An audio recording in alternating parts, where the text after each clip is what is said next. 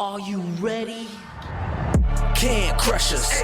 It don't really get no better than this the podcast that you're looking for if you're really heavy into wrestling. Hosted by the Mark. Energy that's so amazing. Gotta keep it entertaining. Rep the Can Crusher Nation. Yeah, you know what's going down in the ring. Lights out when you hit a ding ding. Knock 'em out like boom bada bing. Hold it down, you can crown me the king. Got a shout out to the Miz and Duke the Dumpster. We choke slamming everybody. Power driving, hit 'em with a face buster. Yeah, this the show you need and it ain't no need for waiting. Mark, hold it down for the Can Crusher Nation.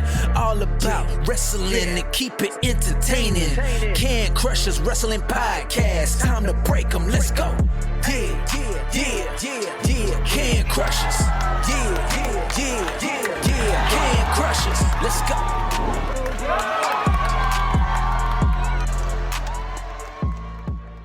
And welcome back to Can Crushers! Yeah. Hello! There he is. There he is. Sir Michael Jenks, Mark the Mark Martinez. We are back after a healthy Easter.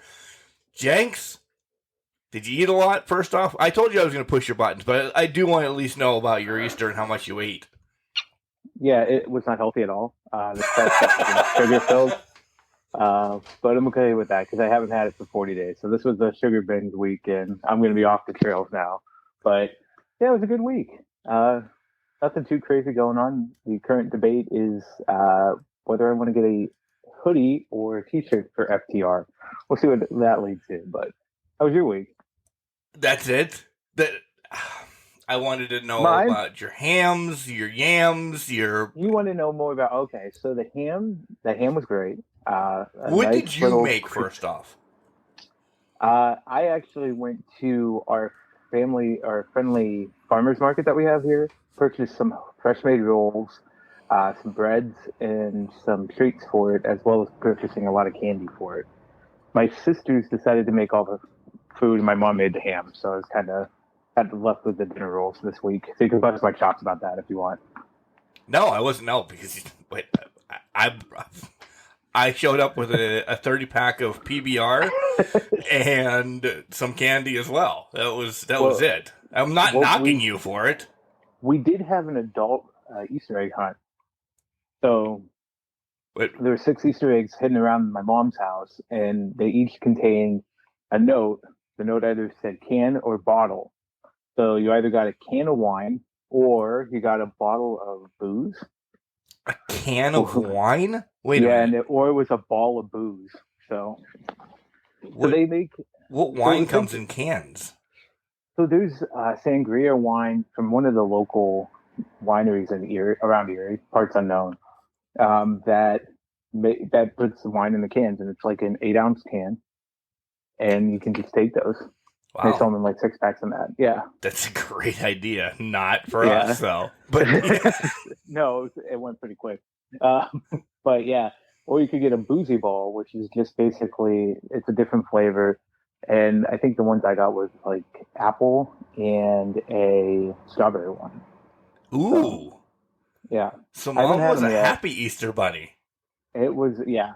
Very happy Easter bunny. Mom knows her kids too well. So clearly. Yeah. My one sister missed out because she was a little late for the festivities, so she didn't get any, but that's her fault. But yeah. So Did you double up then? Or triple up? I walked away with 4. You son of a bitch. Good for you. That's how you do it, Mike. That is how you do it. That is how you do it. You probably had all 6 and you just felt bad, so you just gave 2 away. No. My sister picked up the other 2. Okay. One of my sisters picked up the other 2 on hers. I should mention, though, I did celebrate a little bit of Easter in the lady friend's birthday, Kimberly. Happy birthday. Happy belated birthday. Yeah. Yeah, that was on Monday, so we celebrated after she got home from her long stay in Puerto Rico. So, yeah, which was fun. See, you were like, I just had a good Easter. You had a great Easter. Jeez. I did have a great Easter. I don't like to play it up that much. Yeah, but you have to. We were off for a week. You were off for a week. So I'm not in my groove yet, Mark. You gotta let me get there. But yeah, it was a great Easter. Good Easter. Solid week. I'm trying to think. No, yeah, now I'm just in the landscaping mode and trying to figure out what I need to get for my house. Oh, Yeah. that brings it right back down to death. Yeah. So I got I got 35 bags of mulch. They were $2 a piece at Lowe's, and then now I need to get dirt to level off some of the patches so I can fill it in with mulch. Are you doing that today? No, God no. It's a balmy 71 already up here. Well, in south part's unknown. So now, once I get home, it's probably going to be about 80, but I think that's going to be during the week. Yeah. Just getting stuff done. See, that's what I like to do too. Like, I know my grass needs cut, and we still have some of winter in our yard. It's not happening today. It's not, because I don't like doing it on the weekend. Like, I'll come home at 1 o'clock from work, and that's when I'll deep dive into it. I'll rake the yard, I'll get the landmines that we've missed out, and then I'll cut the grass. Like, I don't want to do that type of work on weekends. I don't know. That's just me. I mean, you're going to probably deep dive and have mulch up to your ass one of these weekends, but yeah. Well, and I usually do it on the weekend. I like doing it like Saturday morning or Sunday morning, because you get it done by the afternoon, then you're free in the afternoon. Right. With the lady friend now, we only see each other on the weekend, so I'm trying to do more of that stuff during the week so I can take advantage of that time we have together on the weekends. So, so a lot of that's going to be like when I get out of work at 4:30, 5 o'clock every night, doing it for a couple hours, and then that's about it. I'm just gonna have to do a little bit at a time. What's unfortunate about my yard is it's kind of in a hill, bottom of the hill, not in the bottom of the hill area, so there's still runoff coming down. So my backyard's a complete cesspool. It's a cesspool right now. So, but to that point, I'm going to be shutting it down, closing it for the next 2 months, because I'm going to grass seed it. I'm going to let it concrete pad, and then I got to stay in the deck in that for summer. So the dog's not allowed out there probably after today.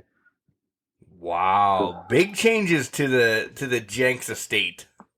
Yeah, I'm trying to get ahead of it. I've made a whole whiteboard at my house with things I have to get done or I want to get done. I remember this conversation. Yeah, you remember this. So it's that time of year. Got to get it done. Got to get it on. But got to get it on. In South parts, unknown. Yeah, exactly. Get it on. Get it on. What's up with you? How was your Easter? How was everything with you these past couple weeks? Good. Really, really good. Did the Easters, the mother-in-laws didn't have to do anything there. Just showed up and ate like a pig that I am. And then rolled up to Dad's with I'm like, what do you want to bring? He's like, well, I'm kind of short on beer. So I got a 30 rack of PBR again. Went up there and we plowed through that. Not all of it, but, that's on a Sunday. 25. Yeah, 25 of them. He's got 5 for the next couple days. Normally don't drink on Sundays because I don't want to feel like a bag of garbage on Monday when I go to work because, right. Those last, once you hit 40, they last for a whole week. And it was rough on Monday. But otherwise, work has been work. And, got a few things in the hopper that can't disclose right now. That could be changing the outlook of everything, which is really cool. But I got a new present for myself this week. Ooh. Yeah. Uh-oh.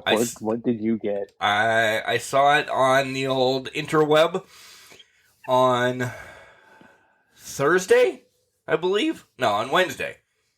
Yeah, no, I don't know when the hell but this past week. I ordered it. And I thought, this is going to probably be a week before it gets here. And the next day, and I didn't even pay for next day shipping because I was asked by my wife, holy shit, did you pay for it? I did not. Jenks, I got the Big League Chew hat from... You did. I did. These are fucking amazing. First off and foremost, I hope you're jealous. There were so many that I like. My favorite one was the blue one with the pink, and I believe that's like the raspberry Big League Chew hat. Of course, I got Detroit. My fat head, they didn't make that in my size. It was already out. So I went with the sour apple one. It's the green with the purple D.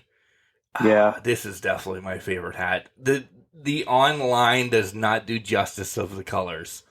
Like when Kelly came home and it was sitting on the kitchen table because it's a prized possession now, so it's got to sit there and glow for a little bit. She's like, I really didn't like the picture online, but she's like, this is really cool. And you actually get a Big League Chew pin with it, which I take off. I'm not going to wear a pin on my hat. I'm not that guy. But I took the pin off and put it by my millions of bobbleheads. But the hat's on my head right now. I do love this hat. It's just a different spin. It's got the Big League Chew logo on the side of it. Yeah, it's baseball season. It really is. This week's baseball really connected with me for a couple reasons. One, because of Miggy, and two, because of something that happened yesterday that we're going to talk about. Okay. Yeah, I mean, Miggy connected for 3,000 on, what day was that, Thursday? Oh, Friday? it was yesterday as well because he got rained out. Oh, yeah, that's right. Yeah. 33rd player ever to get 3,000 hits. Only the 7 to have 3,000 hits and 500 home runs. And when he hits his next double, he will be the third member to have 3,000 hits, 500 home runs, and 600 doubles. Can you tell me the other two players on that list, Jenks? That have, okay, say those stats again. 3,000 hits, 500 or more home runs, and 600 doubles. Barry on that list? Barry Bonds? Yes. Okay. 500 home runs? I want to say, does Mays have 500? He does, but it's not him. Not him. Older. Older? Like, way older? Yeah. Like he held a record for a long time. Is it Babe? Or is it Maris? It's Aaron. Oh, Hank Aaron. Oh, damn. Yeah. I found the other one. Okay. Damn. That's an unbelievable stat. I didn't realize he was there. Yeah. Yeah. Wow. And I'll ask you this, and then we will get to wrestling, because we have a lot to cover, but we haven't talked in a while. Jenks, do you see anybody else getting 3,000 in the next 10 years? You know, I saw you posted the list online, and I got to look at it again. But if I'm thinking outside the box, maybe Trout, and it's not even outside the box, maybe Mike Trout. Freeman was kind of on that trending upward path. Outside of those guys, I don't know, man. That's such a tough list. I'm looking at the list now. Because you want to look at some people that are younger, in their 30s. Right. And really, I feel like Freeman and I feel like Trout are your best options for that right now. But I don't know. I'm gonna stir the pot. Who are you gonna go with? Well, I'm not gonna go with anybody on that list. I really am not. Out of the 30 that are posted, well, actually 28. Out of the 28 that are posted, I don't know if I'm gonna go with any. Because the longevity of baseball isn't there. Mike Trout has been in the league, and I know this is going to blow our minds, 10 years now. It feels like he's still a rookie to some of us. Yeah. He's at, 1,700, I believe, somewhere around there. Yeah, he's only 14 Okay. in the list you posted, yeah. Okay, so and that's from Baseball Reference. The true list of, so he's at 1,400 with 10 years, and at the age of 30. Is he going to, I know he might not be in his prime, there's been injuries. So even if he gets 1,400 more in the next 10 years, all right, he's at 2,800. And he's 40 now.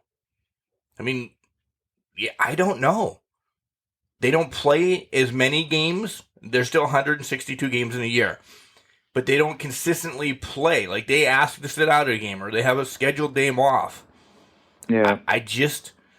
I don't know if you're going to see 3,000 again. If you are, you're probably right. I mean, if I'm looking at this list now, Freeman, 32 years old, 1,700 hits. But then again, you play the math game on that. He's probably going to come up short. Yeah. Unless they're going to consistently take it to another level, which does not happen. They're going to In have to baseball, average over 200 hits a year. a year going forward. Yeah. My one buddy said Joey Votto. Yeah, if he wasn't 38 and he didn't have to hit 200 hits for the next 5 years. Yeah. Well, that's exactly it, because he's at 20. Then he's Cano's 43. Yeah. Yeah, and Cano is 39, but at 2,600. There's no way he's getting that. No. And I know the NL has the DH now, so he can sit with the Mets for the next 5 years, but I don't know if he's got 20 hits this year. Yeah, I don't know if he does. So, yeah. This might be the last time we see it. Some of these numbers in baseball, more and more, are the records that are set are going to not be broken. And I know I said that completely wrong, but yeah, nobody's ever touching Cal Ripken's. Ever. Yeah, I was just going to say that. Nobody's ever going to touch Nolan Ryan's. Any of the ones Nolan Ryan has. Yeah. And in stolen bases, Ricky Henderson had more in 1 year than 3 teams did last year combined. Yeah. So, but I mean, I could make the point that the league's moving away from that too in some capacities.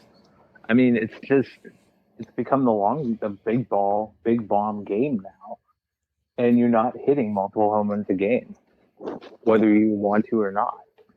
Yeah. And I mean, to that point, I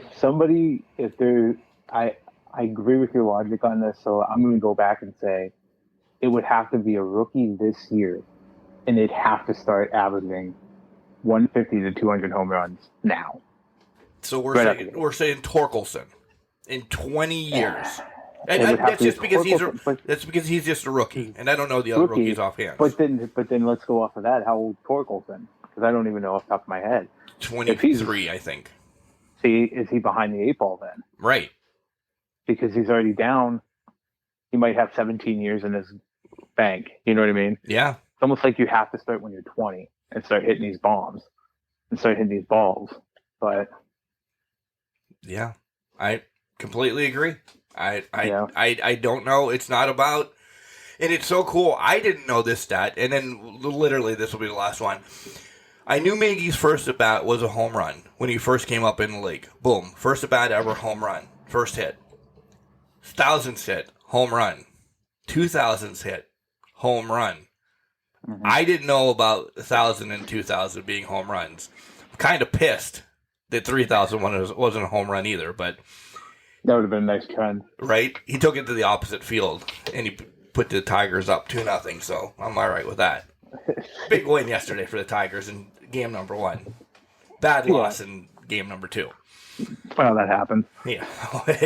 You're a Tigers fan. It happens. Unlike the Pirates that lost 3 touchdowns to nothing yesterday.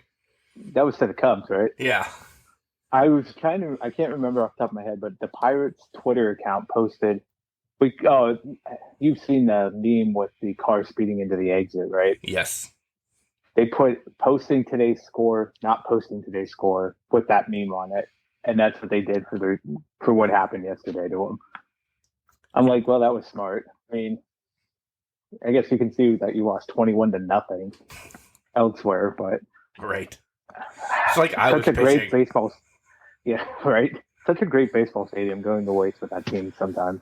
Yeah. Most times. 2013 and 2014 was your peak. Oh yeah, it was. And finally, and I really mean this finally, the Yankee fans are classy. Oh, they're just a classy bunch of people. I don't care what was said or what was done or what was whatever. Throwing stuff. I mean, now the Yankees fan look like Philly fans. Don't throw shit at players, dudes. Dudettes. Little dudes. Little dudettes. It's horrible. It really is. It's trash. Yeah. Literally and figuratively. Because it's just trash. There's no reason for it. You're not accomplishing anything by it. You're just proving that you're, once again, the worst fan base in Major League Baseball.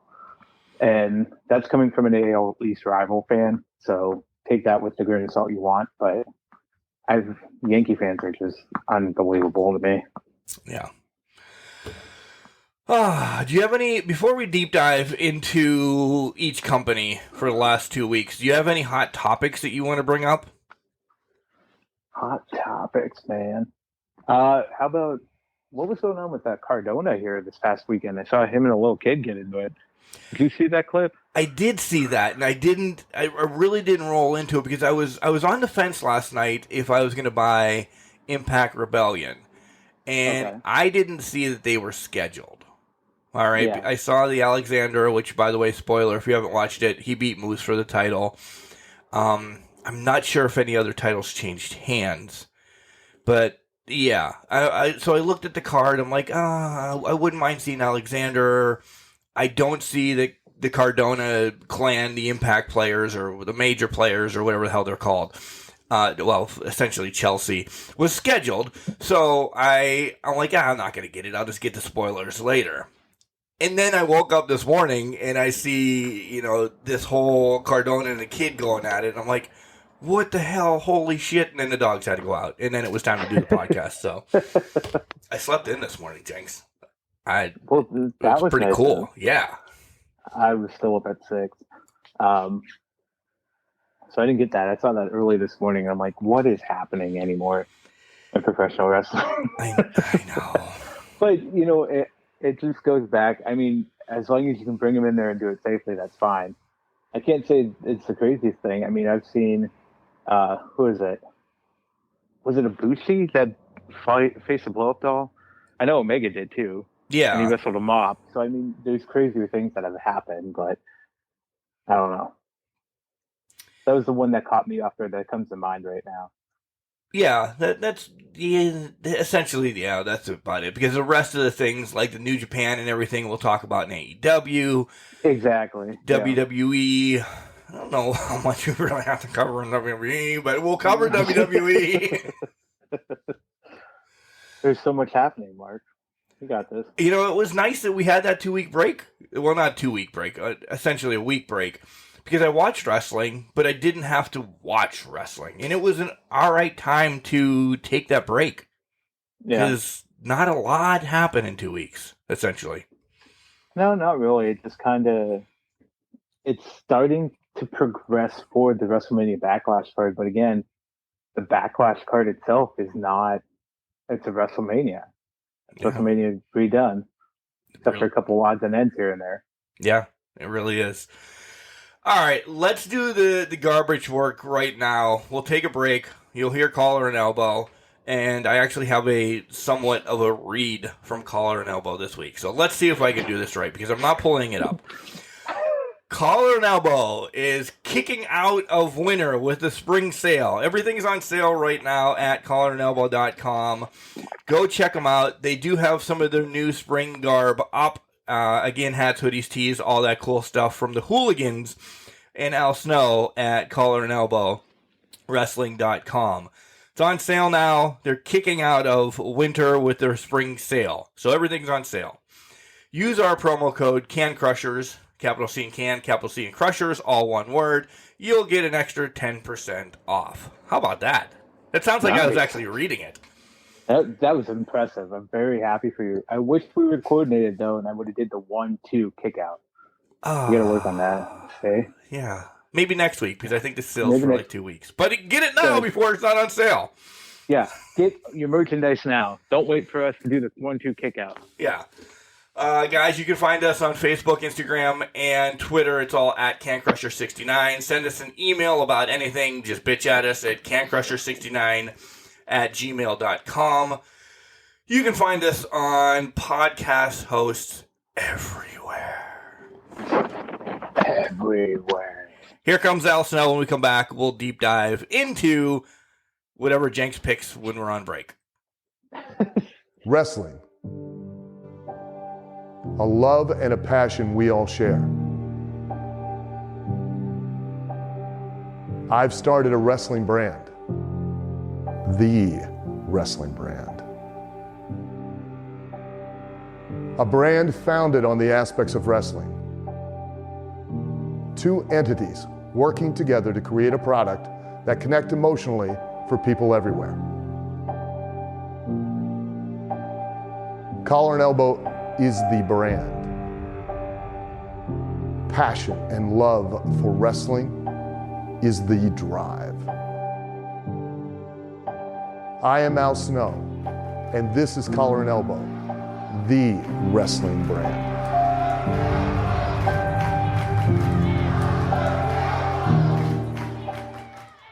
Yo, what's up? This is the hooligan, Julian J, and I listen to the Can Crushers podcast. And welcome back to Can Crushers. Jenks picked that we're doing WWE first, but we forgot to talk about something. Jenks, what did we forget to talk about? Well, I was actually impressed during break that we substituted baseball for video games because we usually start with video games. But I think we're going right back there, aren't we? We're going to go to video games. We're not going to jelly beans, that's for sure. Let's not do that, please. Okay. I'm done with that discussion. I left that in the dust on Easter morning. If you haven't listened 40-year dash, peanut butter eggs better than jelly beans. Yes. So go on.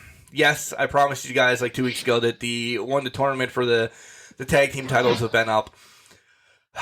There's been a problem, and it's not on the gaming system or anything. It's been Mother Nature around this neck of the woods. You know I'm broadcasting high school baseball now, and we're getting 2 games, okay? And I have this, Mark is going to, on my little desktop here, with the calendar that you can write on, the desk calendar. Yeah. I have everything planned out. Baseball game on tomorrow night. No, I'm actually telling you like my schedule this week. Baseball game tomorrow night. Baseball game on Tuesday. I have a release of a podcast on Wednesday and another interview. I have another baseball game on Thursday. And that's how it's been looking. Well, when Mother Nature says it's gonna rain, and we're already at said stadium or wherever. That sucks because now we rip down, tear down, bring everything back to the studio. I get back home and have it be nobody's here, or I throw off the whole scheme at home that, hey, now we have to feed one more because he's not eating hot dogs and a piece of pizza at a ballpark. Now we have to feed Mark as well. So we're all scrambling around, figuring out what the hell we're going to do. And then it's later in the day because we sat for an hour waiting for the rain to go by, and it didn't go by, and I'm like, Mark's either pissed or tired, so now Mark's not playing video games. Right. That affects the next day, because now that baseball game is going to move to the next day. Oh, shit. So the interview that I have scheduled with Bob Jones, I have to ask, can we bump it? Because now baseball has been bumped. And it's been like that literally for 2 weeks, because we've had snow, rain, hell, because it's been hot down here a couple days, but the fields have not dried out. Then it goes back to snow, rain, and hell again. Yep. So there's no scheme of what's going on. That's why nothing's been posted on YouTube. Jenks threw me under the bus as soon as I talked to him this morning. And I was just asking a question. And it may happen. But you're over there crowning new champions. I am. I'm doing my business with Harambe. He is the Galaxy champion of the world right now. And we named a TikTok champion and the fantasy craziness that I was doing of Doctor Strange coming out of nowhere in a ladder match. So we gotta name the tag champs next. We do. I need to figure out when. We'll get there. We'll get there. Yeah, we'll get there. We got to get the tag champs so we can start the universe. So I can just plug everybody in the universe and see what goes on, and just let the computer run it. When I do get downtime, I still am watching people put on Rumbles. I think the Rumble's still some of the greatest stuff. When you have Jennifer Aniston coming in a women's Rumble against Selena Gomez, it's just the whole process of downloading people that takes so long. It really does. It does. I mean, and then, so for me, I'm kind of a perfectionist with that. So I have to go in and look at the... Doctor them up, essentially. Doctor them up. Get the finishers in the right place, because a lot of them just had GTS to go to sleep as their finisher, and you can't have that for 25 different people. No. So you try to fix those up and all that. So that's that takes the longest of that. But I think the Rumble match is my favorite match in that game. Oh, by far. I just like that a lot. I mean, I like the different modes in that. Although I haven't done Universe or Showcase yet, but Oh, the showcase, the My Rise thing, that. my Rise I've done. No, the Mysterio Showcase. Oh yeah, the Mysterio showcase is harder than hell for me, even on rookie. Like because there's Yeah. so much that you have to do, and Ugh. yeah, I stopped. I've not played enough video games. I have to turn it on every day, no matter what, to check in for baseball, so I get the stubs to get the dynasty players and everything else like that. So Right. it's on at least every day to get that, and maybe a quick game of baseball, and then I turn it off. I can't. Yeah. I have not been able to sit for 8 to 10 hours and do what I Just- want to do. Plug away at it. Yeah. So I'm trying to. So the new update, I think, introduced tag titles to the My GM mode.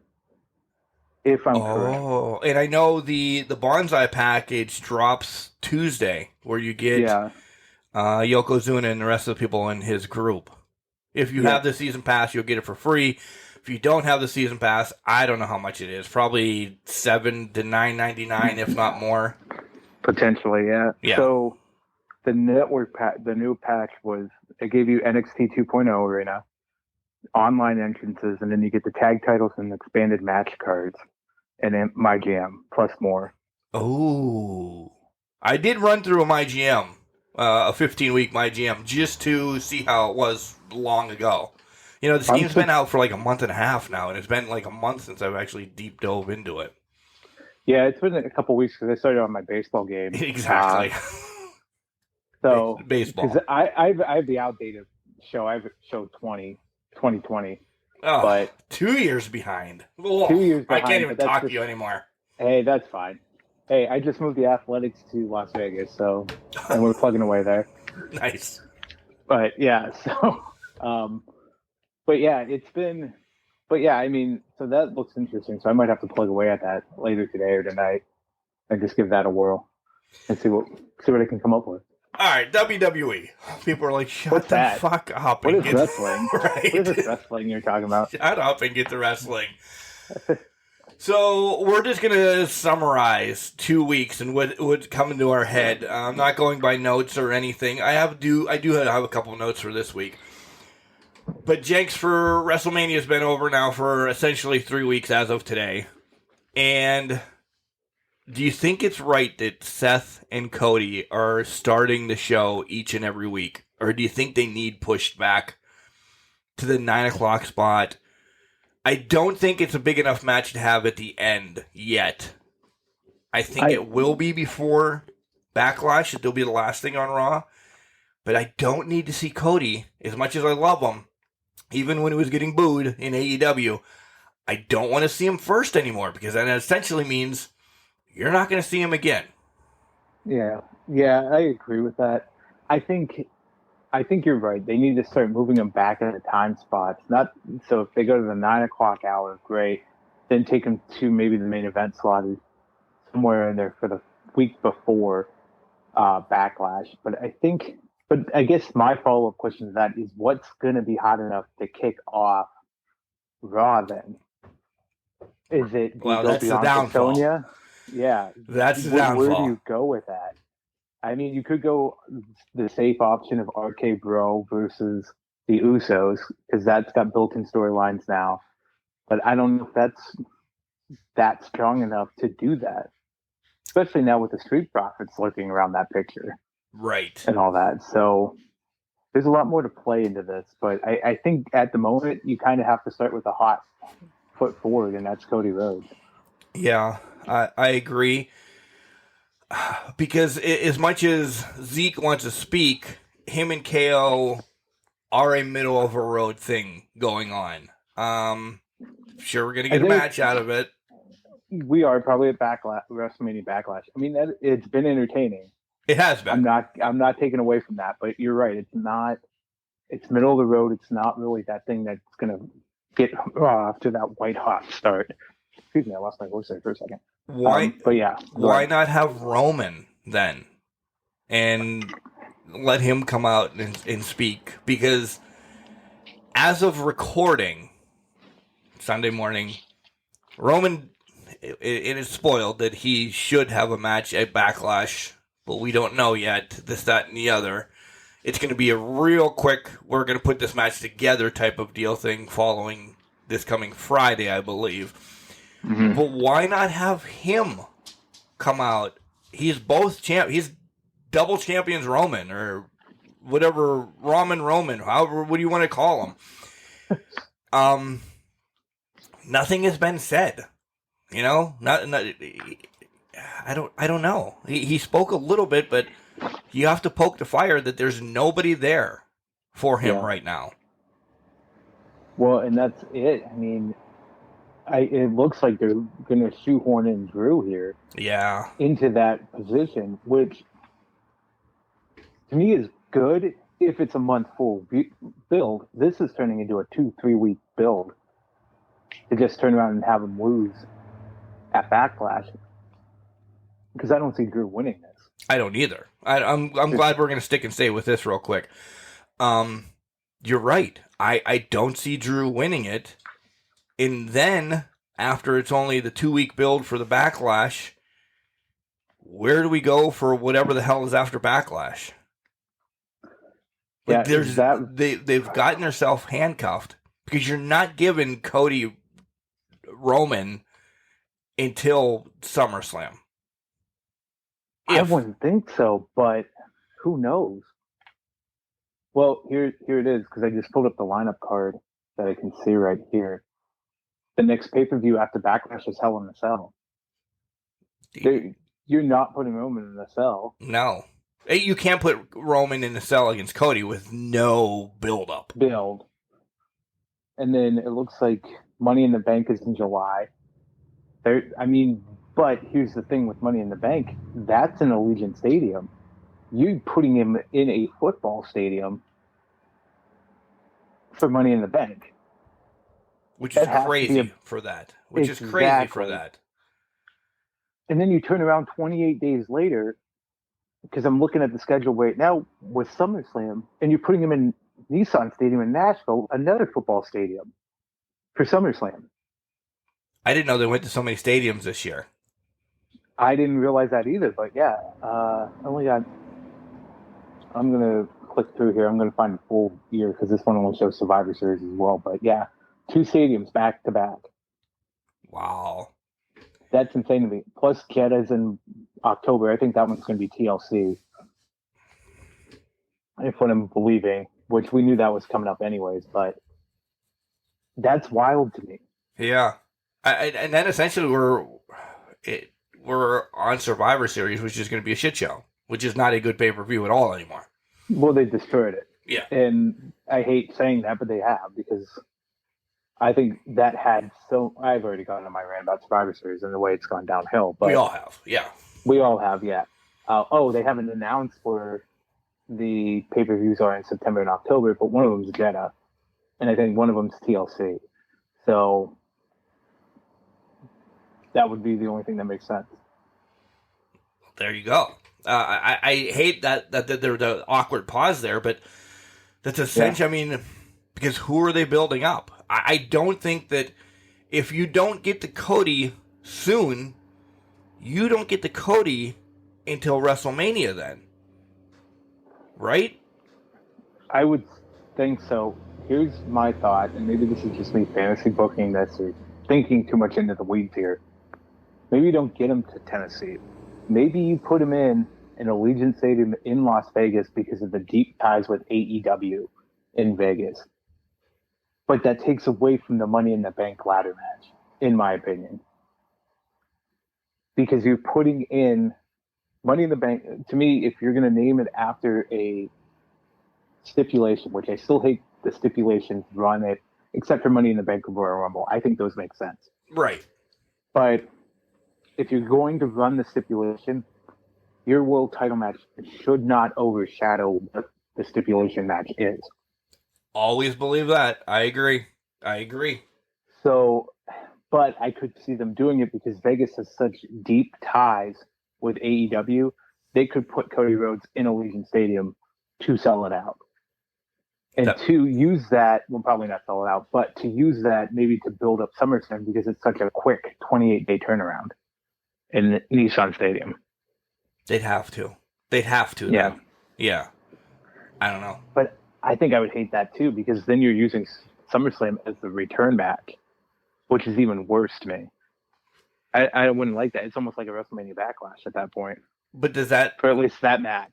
Is that when maybe the Universal title isn't on the line, the WWE title, which Cody wants, is on the line?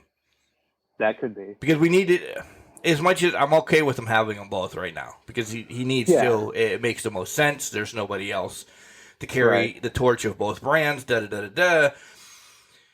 But how do we get one of them off of them without getting both of them off of them? Because at some point, they're going to be separated again. And it will be by the end of 2022. All right? It's going to happen by the end of 2022. Do you think... yes, I do think that. Yeah, no, I agree with you on that. I meant, so do you think it would be WWE titles off of Money in the Bank? SummerSlam is for the Universal? Excuse me. But then he falls short, or do you think the Bloodline gets involved at Money in the Bank and SummerSlam is the return for the match? Everybody's barred from ringside.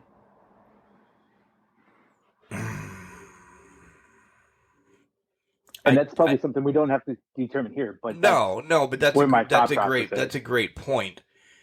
Because then we always have to have the trifecta.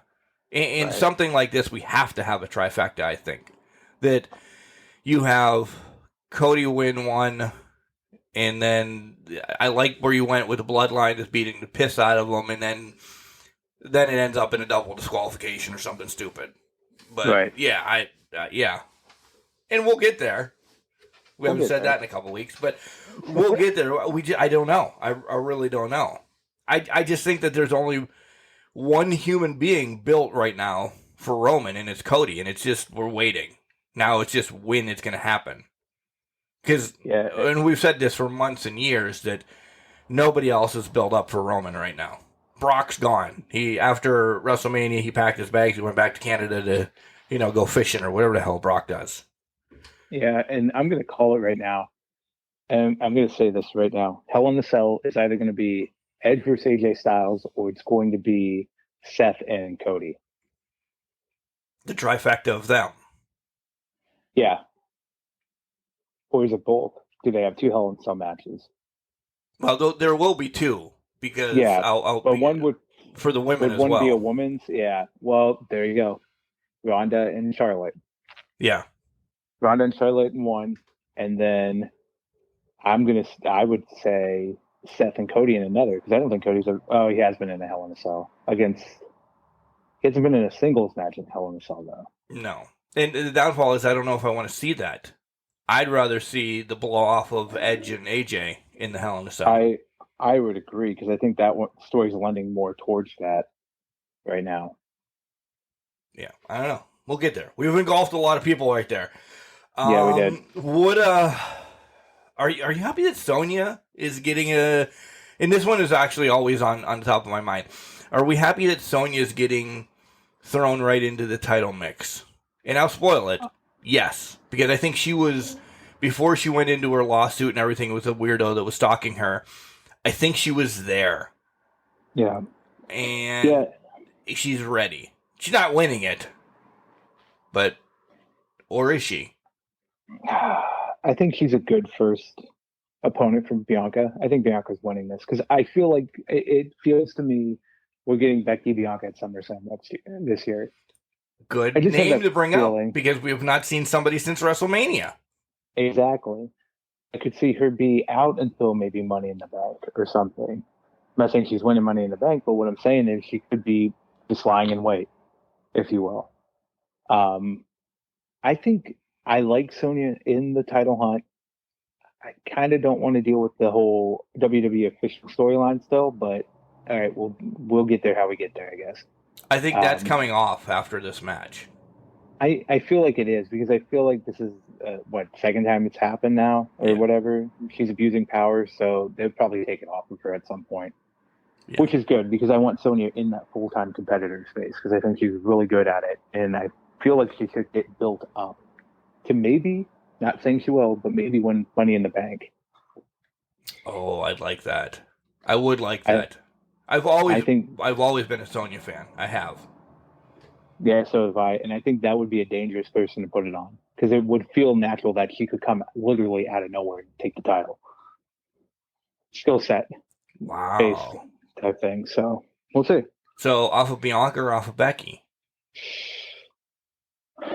Because if she wins it at Money in the Bank, and you're saying that Becky is lingering around and gets a SummerSlam match, that means we're going to have somebody have the Money in the Bank longer than a month, which is fucking unbelievable anymore. Because for the women's title. Yeah, God forbid anybody have that for 6 months that you forget about it, but you know that it's there and suspense is there when they cash in. Yeah. We haven't seen that in the women. Everybody cashes in within a week for the women. I was going to say, has there been a time where it's gone past a month? I can't recall if there has, and maybe I'll do some Googling while we're talking here. But I think, man, I would think it does, though. I think, but Sonya could cash in on anybody. Yeah. Could she not? So she could theoretically, if she wanted to, I don't think she would, cash in on Ronda. That's what I'd like to see. I think that would be a smart match to do that in. She takes it off of Ronda maybe right after Hell in a Cell if that match is in there. And then you reset everything because also we talk about how WrestleMania is reset, but once that Money in the Bank is cashed in and it changes champions for 88% of the time or whatever, that kind of resets the whole formula as well. You have the champion get a rematch once in a while, but everybody else kind of like shuffles around and then gets to where they need to be up or down in the card. And having that happen, if it's in Hell in a Cell with Charlotte again, that resets Charlotte to do something besides being around the title. And as much as we say she's around the fucking title all around her, she has it all the time. We know that Charlotte does not need a title. She can be Randy Orton. Yes, he's got the tag team titles right now, but Randy went years without even sniffing a title. That can be Charlotte. You have to beat the opportunity to get a shot. And there's so many feuds built in for Lacey Evans returning, and oh my God, there's Bayley, there's Asuka, there's so people that's returning that we haven't seen after WrestleMania that we thought we were going to see before WrestleMania. Yeah, there's opportunities that was not meant to come out that way, but there's places you can go with Charlotte that doesn't need to be around the title. Well, that's exactly it. She is in that, they have built her to be in that echelon. Yeah. Where she can do what she wants, and it's still a high-profile feud. And, I mean, they said it perfectly, and you're right. Money in the Bank, or not Money in the Bank, Hell in a Cell would be the reset for that. I did do Googling. There's one person that has held the Money in the Bank longer than a month. Do you want to take a guess? Was it Carmella? Yes. The very first Money in the Bank. But how long? It didn't seem longer than a month. Oh, it was. It was 287 days. Really? She waited. So, I think here's where the trick is. If you remember when she won it, Ellsworth retrieved it. So they had to put it back up on SmackDown Live and do the Money in the Bank over again. Right. Where she re-won it. Because the world went crazy that he handed it to her. Which, God, it's wrestling. Yeah, all right. Yeah, right. But then she held off and cashing it in on Charlotte after WrestleMania. But if I go off of that mode, I'm looking through this list. Nobody has held the contract longer than a day since. Really? Alexa Bliss cashed in 2 hours and 52 minutes. This is Wikipedia stats. Bayley, when she cashed in, it was an hour 25 minutes. Asuka, she became Raw Women's Champion because that's when Becky announced her pregnancy. Nikki ASH, 1 day. That was the longest time between the contract being won and cashed in since Carmella was 1 day. Holy balls. Yeah, so we need a long one here. By who? It doesn't matter if Exactly. Sonya wins or your dog Bailey wins. Yeah, It needs to be a longer one. it needs to be. And if it doesn't, I honestly just think it trashes the whole Money in the Bank concept of women. Yes. Yes, because the speculation of when, even the faux cashing ins running out when they're doing an interview, or they lost a tag team match or something that you could just slide in, but then they instantly get energy back, and those are all great sales in wrestling that we like to see. Yeah. Not, okay, you win it at the first match of the pay-per-view, and by the middle of the card, we have a new champion maybe twice over. Yep. Ugh. Yeah. It's terrible. But I guess that's been a trend for horrible. I mean, the men, nobody's held it for over 200 days in a long time. I think since Edge. Wow. To be honest. Oh, sorry, Seth Rollins. When he cashed in on Brock. When he cashed in on Brock. And Roman, yeah. Yep. But still, that's what, 5 years ago now. Oh, God, 7. 7. Oh, see? Yeah. Time frame. Time frame. Back to baseball real quick, and this is a stupid transition. All right. Did you know Veer was a Pittsburgh Pirate? No. Yeah. Do you not see the memes and everything, or am I completely blown away and fabricated by this? That remember that thing that they were doing, the $1 Million Arm, and that kid end up signing with the Pittsburgh Pirates? Oh, yeah. Yeah, that's Veer. So they say. And I haven't dove into it because I only saw this week. And it was on my list. But I'm bringing it to you to see if you know about it, if it's factual. But that the kid that won the $1 Million Arm then signed with the Pirates. I never made it to the majors, I don't believe, if my brain works today. Quit baseball and is now Veer Mahalian. Oh, my God. Are you Googling this? Did you Google it? I'm Googling this. I think you might be right, because when he comes up, it comes up, Veer Mahan is Rinku Singh, and I'm pronouncing that horribly, and it says Indian baseball player. Yeah. Yeah. I mean, he's put on some weight and some facial hair. Yep, he was the subject of the movie $1 Million Arm. Yeah. He only made it to single A. Yeah. Wow. I did not know that. So he stayed in Bradenton the whole time. Yeah. How about that? That's crazy. $1 Million Arm to 50-cent wrestler. Because I still can't get behind him. What do you mean he's a lion? He is a lion. Rawr. They should have called him a pirate. I'm sorry. Missed opportunity here. I Maybe they wanted to call him agree. Tiger or something. I agree. The pirate mirror.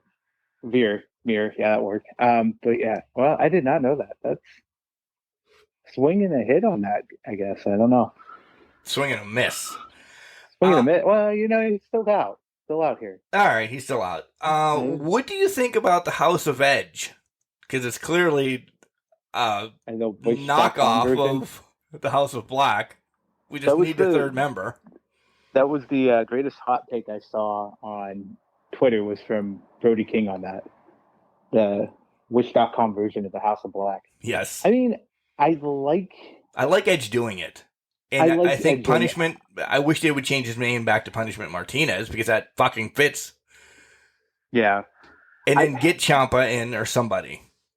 Well, I think they expand. I saw the rumors, and I feel like Ciampa and Rhea would be excellent fits in this. I think you add a woman to this fold because I think AEW is getting to that point too with the House of Black. Yes. Still thinking it's Julia Hart. We both are on that page. Yes. Yeah. But I feel like I like it. I like where it's going. I don't want to. We're going to see it. We're going to see the BS ending where Damian Priest gets involved a lot. But maybe WrestleMania Backlash is where we see Ciampa come into the fold. almost like an evolution of the group. It's like every pay-per-view, there's going to be an addition of one. So maybe AJ accounts for Damian, but he doesn't account for Ciampa. So who sides? If we're building this up, and we're going to build it up right for at least the Survivor Series match, who the hell is joining AJ? Because AJ needs somebody on his side. He's riding solo right now. Well, I mean, there's a gentleman right now that's named after one of the Angels, and he had a brother named Elias. I don't know. I had to go there. Maybe it's Zeke. Maybe it's, I would say the Street Profits, but I feel like they're turning heel soon. There's somebody turning heel in that group. Very heel tactics by that group. I don't know. Who would you take the team with him? It's not Cody, because Cody's going to be in the main event picture. Right. Maybe Finn. You get a little Bullet Club type reunion there. I'd be all right with that, because Finn has, and that's a great transition we'll get to, because Finn's got other things on his plate now that he doesn't have a title. Yeah. So I guess that's where my head is. I think maybe Finn. You probably pluck a couple people off SmackDown. I don't know why I'm drawing blanks on who's out there. Maybe Ricochet. I feel like you're going to put in place different people in this.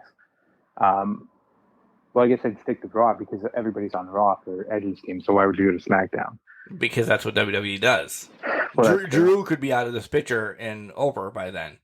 Because essentially there could be a draft. The draft. The draft in October. Yeah, you're right. Right. And I know we're long booking, folks. I know we are.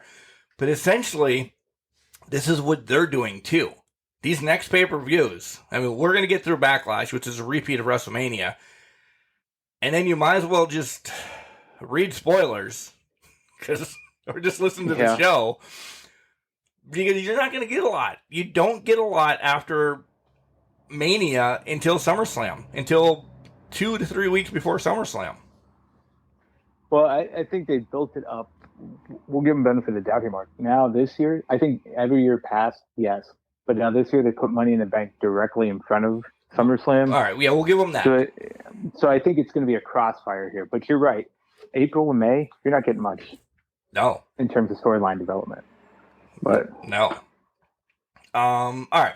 So Theory wins the U.S. Championship as well, as you kind of spoiled. We were getting there. Wins that. I think that's a great move. People are going to be like, holy shit, Finn is just used as garbage. Hello, Finn has been used as garbage for the last couple of years. He's not one of Vince's favorites, so this was clearly a transition champion. I think we see Austin with it for a while. And not that I've not liked Austin, but I really like Theory now. Like, I really like what he's doing. He's a complete jackass. His selfie thing is his gimmick. Yeah. But it's perfect for him because he's a giant, and he's doing it well. He's a giant douche, and he knows how to do it. He's playing the narcissistic card. Yeah. Perfectly. Better than Lex Luger did. Yeah, exactly. Narcissist, if you go by Barbara Heenan's pronunciation. But yeah. But yeah, he's doing it way better than Luger ever did. It's perfect for him. And I mean, it makes sense for him. He's a young, hotshot guy. Yeah. That's getting these chances. It makes perfect sense for him. All right, let's switch over to SmackDown quickly, because I don't know. Without Roman coming out and talking every so often, I don't know. SmackDown has kind of dropped the ball for me recently. But be prepared. I'm going to get heat, probably from you, the rest of your 40-year Dash listeners, my close friends in the world. I fucking love Butch. I understand he was Pete Dunne, and Pete Dunne is still in there to do his thing. But this craziness of Butch just losing stupidly by small packages or whatever, and then he just goes off and beats the piss out of people. That's a little bit of me. That's a little bit of everybody inside that they're angry. I mean, he's not really mad at Sheamus and Ridge Holland. He's mad at himself, and he's taking his frustration out. He's got a little man complex as well. Yeah. I love it. Pete Dunne's doing some great work character-wise? Is it still a stupid gimmick? Because we all fucking know who he is? Yeah, we do. Yeah. But he's doing well with it.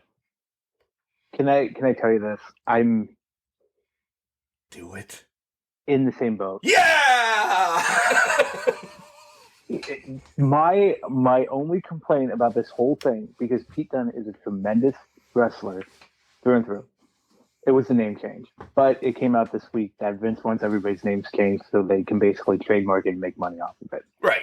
Well, that's not just this week. We knew that 20 years ago. Yeah. But then the report finally came out, but we already knew that. And it was probably leaked by them because, he's changed everybody who's getting shit for it. But I like Butch this way. I do like Pete Dunne. I mean, I hate the name, but Pete Dunne is a tremendous wrestler. And he's playing this character. He's actually showing a little bit of range here. Yeah, he is. We knew him as a bruiserweight. Now we're seeing him as this little guy complex, just full out rage monster. It makes sense. Yeah. It makes sense, and I don't hate it. I mean, I like it. It took a couple weeks. But and I think, yeah, agreed. And I think it was because I just hated the name that much. But I see what they're doing with it, and I can't fault them for it. Yeah, we could put the name Butch behind us and just watch what Pete Dunne does. Yeah, and he's working it.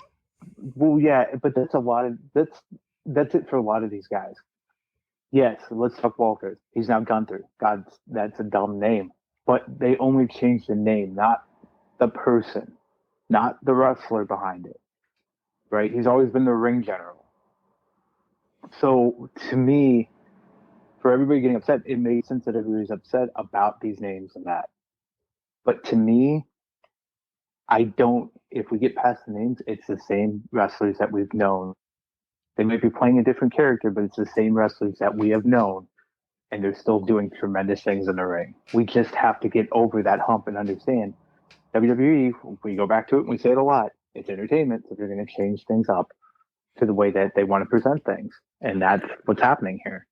Are we giving WWE praises a little bit here? I think we are. I mean, we're not really shitting on him. By the way, you brought up Gunther.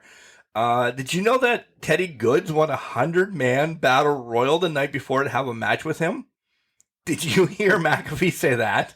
I did hear him say that. He said Royal Rumble, but still. Yeah, Teddy Goods, tremendous athlete, but not on the level as Gunther. I don't know. Maybe he got it too much into his head. Maybe he just thought he was better than he was. Yeah. But he was the king of the mountain for 24 hours. Yeah, 100-man Royal Rumble. Beautiful match. Well, yeah, I wish they would have showcased that. Why didn't we get some of that on SmackDown? Well, I wish we would have, but I heard Glorilla was in it, Harambe was in it, Mo Sizlak. It was a lot of things. The bunny from Adam, whatever his name was, Sandler, little bunny group. No, the bunny from the. Oh, Adam Rose. Adam Rose. There you go. His bunny. Yeah, God. I was trying to think of it all up. Outback Jack, people like that were in it. Yeah, Skinner. Skinner was in there a little bit. Nice. I have one more thing on WWE, and then we can transition after our break to AEW. You can say whatever you want. Are you okay with what they're doing with Sammy? Like, what is Sammy's payoff once he gets out of this Drew thing? Because he just came off of, and it worked this week. It was like spring cleanup. So I have a quick story. It's spring cleanup at work, and people bring garbage down to our facility. We don't charge them. We throw it in a big dumpster, give them high fives. They're on their way. They clean out their house if they want to, and a lot of people are. Well, this older gentleman, brings a truckload of garbage down. Cool, we got it for you, buddy. Well, he's standing by the side of the truck, and he's like, "Are those real?" Dude, I'm in your truck. Yeah, what? He's like, "Your tattoos." Well, yeah, they're real. He's like, "So you're a wrestling fan?" Yeah. First thing he says to me, What did you think of the Johnny Knoxville Sami Zayn match? And this guy is, I'm not lying. He's 70 plus. Still watching WWE. That's going to be us. What did you think of that? So the same thing I said during WrestleMania recap on the show. I said, to me, it wasn't a match. He looks at me with the rock eye. I said it was a long moment. I said, we knew it was going to happen. He's like, I know where you're going. He's like, we knew that Sammy was going to get beat, and it was just a nonsense. I said, yes. I said, it was one of the best this year. I said, I loved it. He's like, and then he just starts regurgitating the match back to me. And this guy, barely moving as we're unloading his truck, just telling to me. Of course, it was a moment of saying, hey, here, listen to the podcast. Okay, cool. Right. Because I always cards in my pocket, even at work. He's like, yeah, man, yeah. We talked about it. But that's the first thing that this 70-plus-year-old guy, and if you're listening, thank you, by the way, says to me about WrestleMania this year. So it is entertainment, and it did catch on to people. Yep. But my thought where all this began is, what do we do with Sammy now? One of the hottest WrestleMania matches. All right, so he's now thrown into a sub-main event type of... It's a main event now on SmackDown because Roman is there, but he's not doing anything. So it's a main event for the last couple of weeks, and next week he's going to get a cage match against Drew. He can get his ass handed to him 6 ways, or he might roll out with the win because Drew's got Roman's name in his mouth. Where does he go next? Because I feel so bad for him. Like, I want Sammy to back into the IC thing, or Christ, make a tag team so we have more than 2 tag teams in WWE with Sammy, or something. I want him always around. It seems like he's going to go back to the bottom of the barrel again.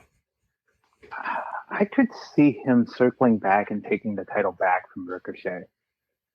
I would love that, because Roman does have heat, all right? But everybody's starting to acknowledge Roman now. So as bad as he is, he's loved, right? We're on that same page.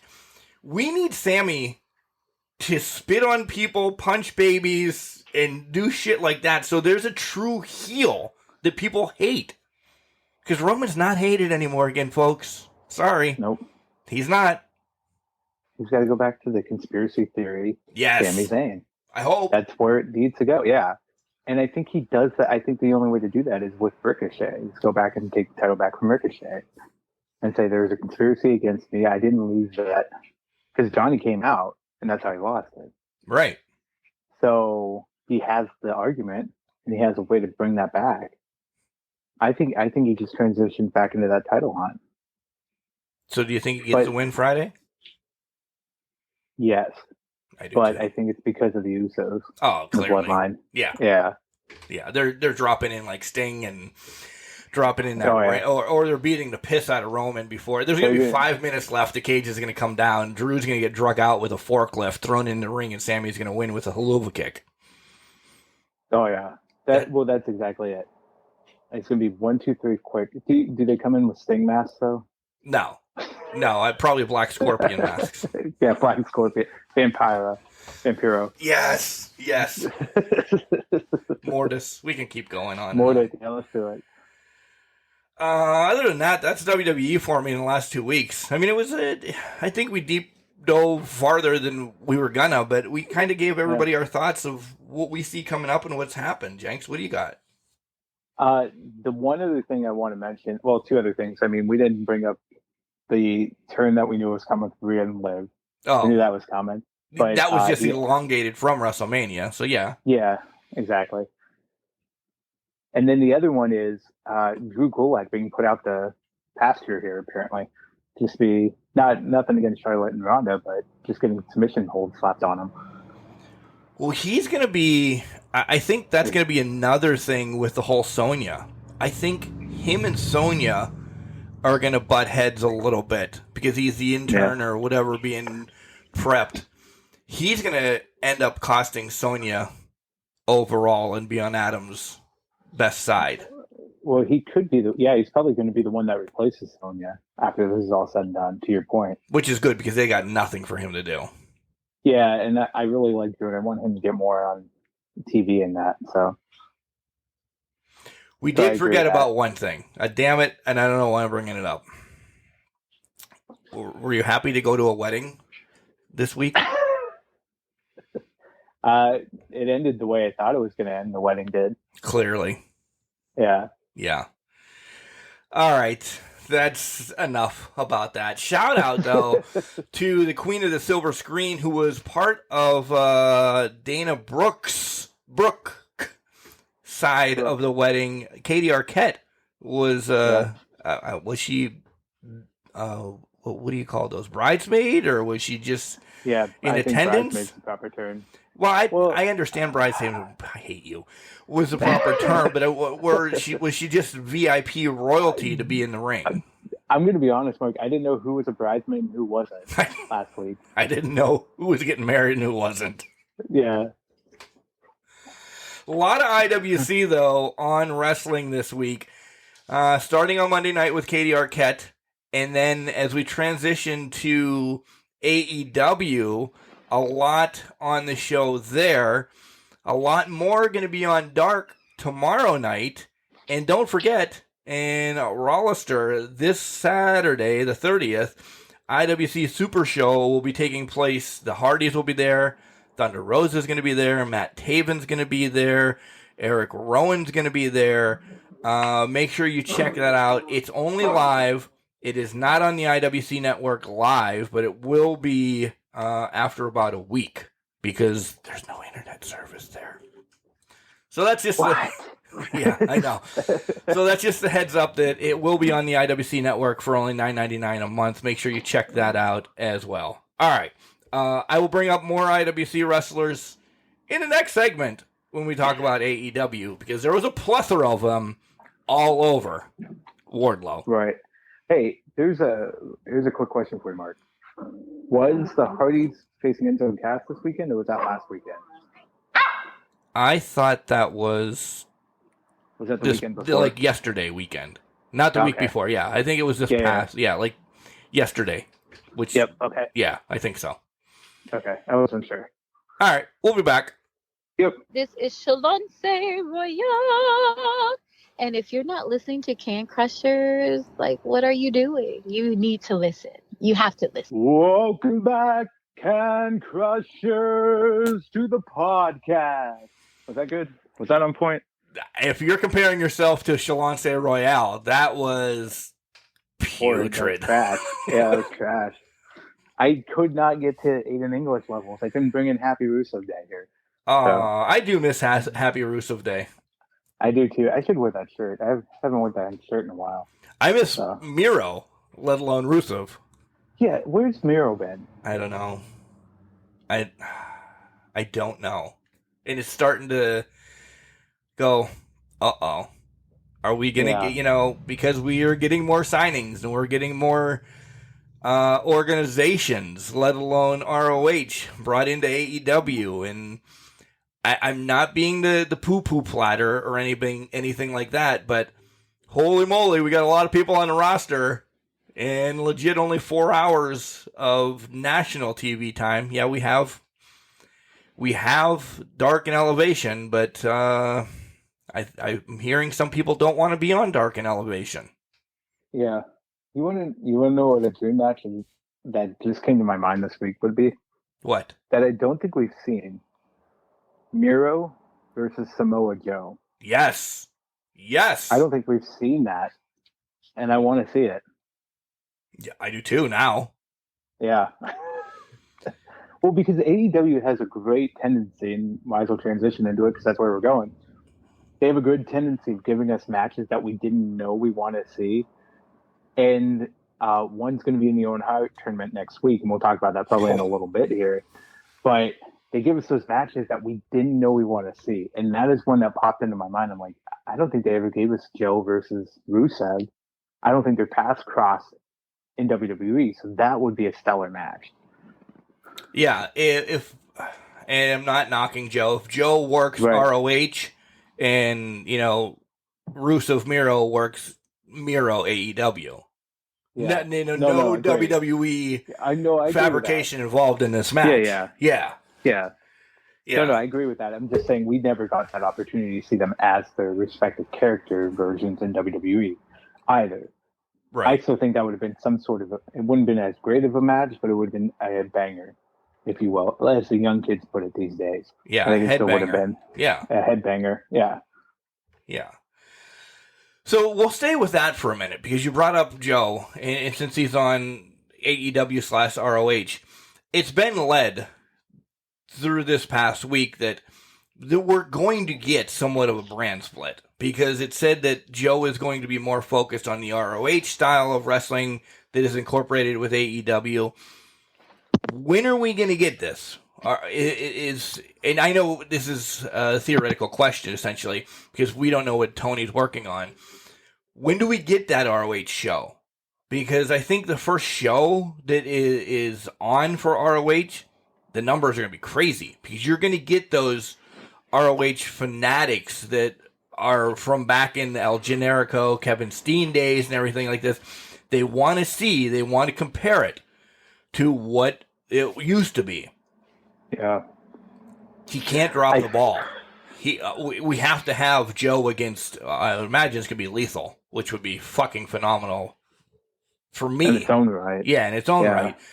But we need something like that to, one, pay homage, and two, to do the respect for it. Right. So here's my thought on it. I think the next couple months are going to be spent towards the Owen Hart tournament and then the Forbidden Door spoilers, that announcement that came out this week with New Japan. I think those are your next 2 months. I think we don't get an ROH brand split or our show until July, August timeframe. I'm all right with that. That's only a few months away. I'm all right with that because you can build up some stuff. Have some crossovers where Joe has to defend the TV title. There it is. On AEW to link, to get the hard fans of AEW to watch ROH if they've never heard of it before. Yeah, and you know what? Now thinking about it, I think you could see the ROH, like an inaugural ROH pay-per-view, per se inaugural, in July. That leads into All Out in September, Labor Day weekend, September. And then you get that October break. Then it's Full Gear. Then December could be another ROH pay-per-view. And then you get that break until February. You know what I mean? You could see it play out that way. And that's how they kind of bounce around the two as well. If that makes sense. I'd be all right with it. The downfall is now we're getting essentially, as long as they don't cross paths when the whole ROH pay-per-view comes about and we have an ROH roster and an AEW roster, once that split happens, I don't want to be, I'm going to buy them anyway, but let's not be a dick about it. I don't want a pay-per-view every month. I don't want to get to that. I'm all for the 4 pay-per-views. And if you're going to do that, maybe ROH only gets 1 or 2 a year. Yeah. Well, and that's where my mind was, is you get the 4 AEW ones, but then you get maybe 2 or 3 ROH ones, and they're purely separate. Like you do TV, like a Clash of Champions type deal, or like Battle of the Belts becomes that, hey, let's bring in the ROH title to be defended on national TV. Or let's bring in the TV title, like we saw with Gresham and Castle 2 weeks ago. Maybe that's how you incorporate both together, but they don't exactly face off against each other. Okay. And we get the clean split, and it's more 2 brands, but we get that clean split, but they're all under Tony Khan still. Yeah. Yeah, good call. Good call. Hey, Jenks, so this week, my first match coming back to critique and doing notes was Punk against Dustin. Like, I watched wrestling last week, and I watched wrestling as a fan, and I watched it wrestling just some on fast forward, some on rewind. Yeah, I'm talking across the board. AEW, some matches got fast forward. I at least saw what was going on, but I'm like, I don't know if I'm going to give wrestling 12 hours this week. Plus it rained and I had baseball games and so on and so forth. So stuff like that didn't happen. my first match back coming back for the pay-per-view, because everybody knows I don't watch anything live anymore. It just doesn't happen. I can't. I'm old. Was Punk against Dustin. What a fucking match to come back to start bringing back to the podcast. This a very good match. I was thrilled. Not as much by Punk, because we know Punk. Dustin looked young again. Like, there was something, because the last time we saw Dustin, he was carrying a ball, a chain, a cement block, and a coffin. He couldn't move. Yeah. He looked great in this match, for as great as he is. Yeah, and let me ask you this, does that speak to the opponent he had? I believe we so. We saw on the Twitter beforehand, that was really, it became a passion of his. To finally face Punk, you get invigorated when you have that passionate either match or you're just passionate in what you do. You get invigorated by it. So I think that played into it too, Mark, a little bit, because let's be honest, that was something I think I wanted to see for a long time. But was it on the front of your mind want to see it, or was it but way back, or was it, hey, holy shit, this is going to happen? Exactly. It's an example of, I didn't know I wanted to see it, but I want to see it. Yeah. Matches that AEW does on a regular now. Yeah. But I want to give a shout out, because I didn't pick up on this in the match, but there was somebody made the comparison on Twitter, and I can't remember who they are to give them proper credit, but they made the comparison of, this was a Bret Hart style of match. If we keep going back to it, because a lot of the moves that you saw in there, they've been done over time in that, but a lot of them I think was for one particular Bret Hart match, and I can't remember what it was for. But the ending was even the same. It was a quick roll up to win it. Yeah. So, and I kind of like that. When you don't do it that often, I like when the roll ups do win it. I agree. Because I think it's much better that way.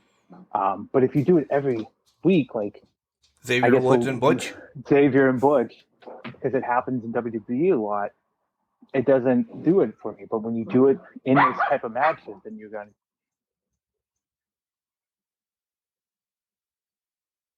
Yeah, you'll see what it is like in that capacity. That's pretty good. I agree. I agree. Great match to come back to. Of course, we're going to break down AEW a little bit more, just because I have to mention a lot of people. Wardlow arrives, and I loved everything they did with Wardlow this week. We'll talk about him arriving. We'll talk about his match. We'll bring everything together, because the word's not coming to my mouth. We'll bring everything together what Wardlow did this week. First off, shout out to all my IWC peeps. Nick Lendl was there. Andrew Palace, RC Dupree, Tito Oric, Jackson Argos, Shane In Your Face / Victor Benjamin, whatever you want to call him, and Mandime. All Wardlow's handlers, so to speak. I've seen Wardlow run through each one of these people at the same time, individually. So I wonder if it was nice to be home for Wardlow in Pittsburgh, and it was like, all right, if you're an IWC fan and if you watch these guys, you're thinking, wow, Wardlow, a fan like you, James, because you don't watch IWC that much, and I'm not knocking you for it. You're like, oh my God, there's 5 people surrounding Wardlow. He's not going to be able to do anything. An IWC fan watching this is like, Wardlow's laughing in his head. I've beaten these bastards by myself before. So I'm like, wondering if Wardlow had a little snicker, like, these guys are going to do anything for me. But it's not Wardlow's voice, by the way. But close enough. But when they put the handcuffs on him, I half expected him to just break the handcuffs. I did too. But he didn't do it. So I was like, okay, whatever. But no, you could see it in his face. He's like, okay, this is just ridiculous. And he played it off so well. Like, oh, you're going to make me go through these motions and that. But to your point, if you know IWC, you know he's run through them. So yeah, that I didn't know that little tidbit about who was involved, but yeah, he's ran through all of them. Ran through all of them. So. Even the announcer, Lendl. Yeah. So we get to the match of Butcher and Wardlow. This was probably my favorite Butcher match of all time. Like, he looked good. He looked like he was the assassin that was supposed to be out there. And of course, we know just essentially we've seen it before, the 5 phases of MJF, that he's going to have to beat people to get to MJF, da-da-da-da-da. Cool. This was a great first one in the Butcher. Like, I thought he looked good, and I've not been a huge Butcher fan before. Yeah, and I think that's contributed to, his weight loss and getting in more in shape. He's getting better. Yeah. In the weeks go on, but he's well over 40, isn't he? I think he's I believe so. Close Yeah. to 40, yeah. But he's turned into be quite a worthy opponent. And by me saying that, it's kind of legitimate because he is basically that mercenary. Yeah. And let me ask you this, Mark. Does it feel like those roles in that faction are more defined since Andrade took over? Yes. Yes. Because now we're identifying, okay, Butcher and Blade are mercenaries. That's who they are. And it's just putting them in those roles better so that now we can say, okay, now they're a legitimate threat. They're just not Butcher and the Blade are coming out. Yes. But I would agree, man. Butcher's looking good when he comes out. All in all, though, easy match for Wardlow. 4 power bombs, end of day, win. MJF and Spears going crazy up in the skybox, whatever. Then we have the little promo backstage. Get ready. I don't care that he's got to fight Archer. Like a couple years ago, I would be like, oh man, I'm going to be excited to see this. I think AEW has kind of shit on Archer a little bit. Like, we know where this is going. It's going to be a hard match for Wardlow. It's going to be a little bit tougher, this, that, and the other thing. But I don't even, as a wrestling fan, I'm like, it's Archer. I don't know. To me, Archer, I think AEW may have done the disservice to Archer, but I since he's came in, I just haven't got behind him. And I think, and this is no knock on Cody, I think it's when he lost the TNT title. I think they should have put it on him because I believe he was a part of the tournament to crown the inaugural one. Isn't that right? I believe so, yeah. First challenger, whatever. I think he should have been given the title at that point because it completely derailed the monster that he was. Yeah. In my opinion. Yeah. If you want to take it back that far, yes, I agree. Because he was destroying people up until then. Yeah. And then all of a sudden he loses to Cody. If he would have beat Cody, won the tournament, then lost the title to Cody, fine. Great, whatever, that makes sense. But they didn't do that. And I think it just killed his momentum. Yeah. I almost feel like maybe they should have did the Brody Lee approach where he just destroys Cody to get the TNT title, and then they do a rematch type thing. Yeah, have Hook or Crook or somebody comes out and screws over Archer to get him away from Cody in the feud. Exactly. Yeah. Who out of the match do you want to see join the BCC? Is it Moriarty, Brock Anderson? I hope you don't pick Dante Martin. But I feel one of these is going to be wrapped back around to be a member of the BCC soon. Well, if we go by name checks, it's Moriarty. Right. By the way, shout out. Thank you, AEW, for putting him on TV in Pittsburgh as well. Another IWC/Rise alum in Pittsburgh, and doing the due diligence for them. Yeah. I think they have to bring it back around to Moriarty. They named him. I think it makes sense. Let's get him involved in the BCC.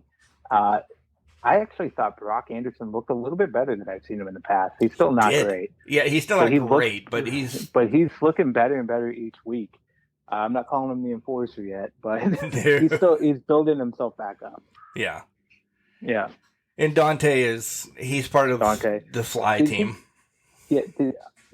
Was he just thrown into this match, or did his brother get injured that I didn't realize? I don't know. And that's where, like, Moriarty and Anderson, okay, they might not go together, but they're at least... They've teamed together. Yeah. They've done it before. It's the Nightmare faction. Why didn't you at least, like, throw Aaron Solo into this? Or, like, somebody... Solo may be hurt because he hasn't been doing anything in forever. But somebody on that caliber... or just grab an IWC person that, you know, Yeah. clearly we knew who was winning this match from when they came in until they all did by the way, that the ending, I mean, not the official finisher, but the ending when they were all just beating the Christ out of these. Crap out of them. Yeah. Oh my God. Perfect. Perfect. Well, that's how it needed to end It did. for them. They should have all like tapped out with their heads or something to say I quit to end it like this, because man, that might be my next hoodie. The one that Moxley wears, that might be my next that one hoodie. was good. Yeah. That one was good. Yeah.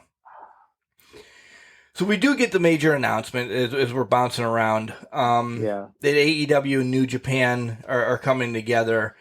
And essentially this is to set up Jay White against whom? Is that going to be is that going to be your main event? Is Jay White have to be in the main event of this? I think so. I do too. And I'm gonna say it. I think Mr. Omega's coming back, and I think it's happening by Double or Nothing. I think we're on the timeline. I think he comes back at this. Maybe as the fight, because the Undisputed Elite's falling apart by Double or Nothing. Yeah. It just feels that way. The Bucks don't want to be with Cole and Red Dragon. It just feels like it's shifting that way. Omega's got to come back, and I think you get Jay White and Omega. I don't think did they have a blow off match. I don't know. I don't think. So I think it lines up perfectly for that to be the main event. At Forbidden Door. Because or are you thinking Double or Nothing? No, I thought with the whole tie-in that maybe the Bullet Elite Super Kick Club is all going to be in the main event at the New Japan AEW thing, and then that's where Kenny comes back and screws over the Super Elite Bullet Club era. Because they change their goddamn name every week. I really don't know what Adam Cole's, because he's the leader right now, fucking group name is. It changes every week. I think that's where it happens. And then we get the build-up of Cole and Omega. We get Bucks, and like the following couple weeks is going to be me choking. A lot of this New Japan resignation, re-engurge, I don't know, words are just rough today. That you get a lot of Bucks, Red Dragon, Cole, after this New Japan thing. Maybe Omega comes back soon at Double or Nothing, and he stirs the pot and screws people over at New Japan. Well, here's where I'm at. Here's where my thought process is for that. They specifically mentioned Bullet Club. Right. Omega get kicked out. I mean, technically, Cole did too, but I don't think that was by Switchblade here. So, do you think Bullet Club's coming out, they do their big thing, but there's a confrontation, and they come out, you see Omega show up, Gorillas of Destiny just got kicked out not too long ago, GOD, do they come out with Omega? Is there a way, or is there an attack on the Bullet Club at this Forbidden Door pay-per-view? I don't know. But can you get enough members to do that? Is the next question. Where does it go? Because that's where I think the Bucks split prior to that Forbidden Door. I think you go into it with Adam Cole, Red Dragon, Jay White on one side. You could see the Bucks, and I can't remember who else is in the Bullet Club, but then you see the Bucks, maybe Gorillas of Destiny. Then you see Omega show up, and that's their ringer, and they just do an all-out attack on them. Does that happen? I don't know. I'm fantasy booking here, but I'm trying to play the pieces here. It was Bullet Club is very much a part of New Japan. Right. I felt like it was not an odd placement, but a very pointed placement to mention the Bullet Club in that promo Yeah. to announce this pay-per-view. I So I feel like there's that dissension's happening, and we're getting to that point. And there's a collision coming.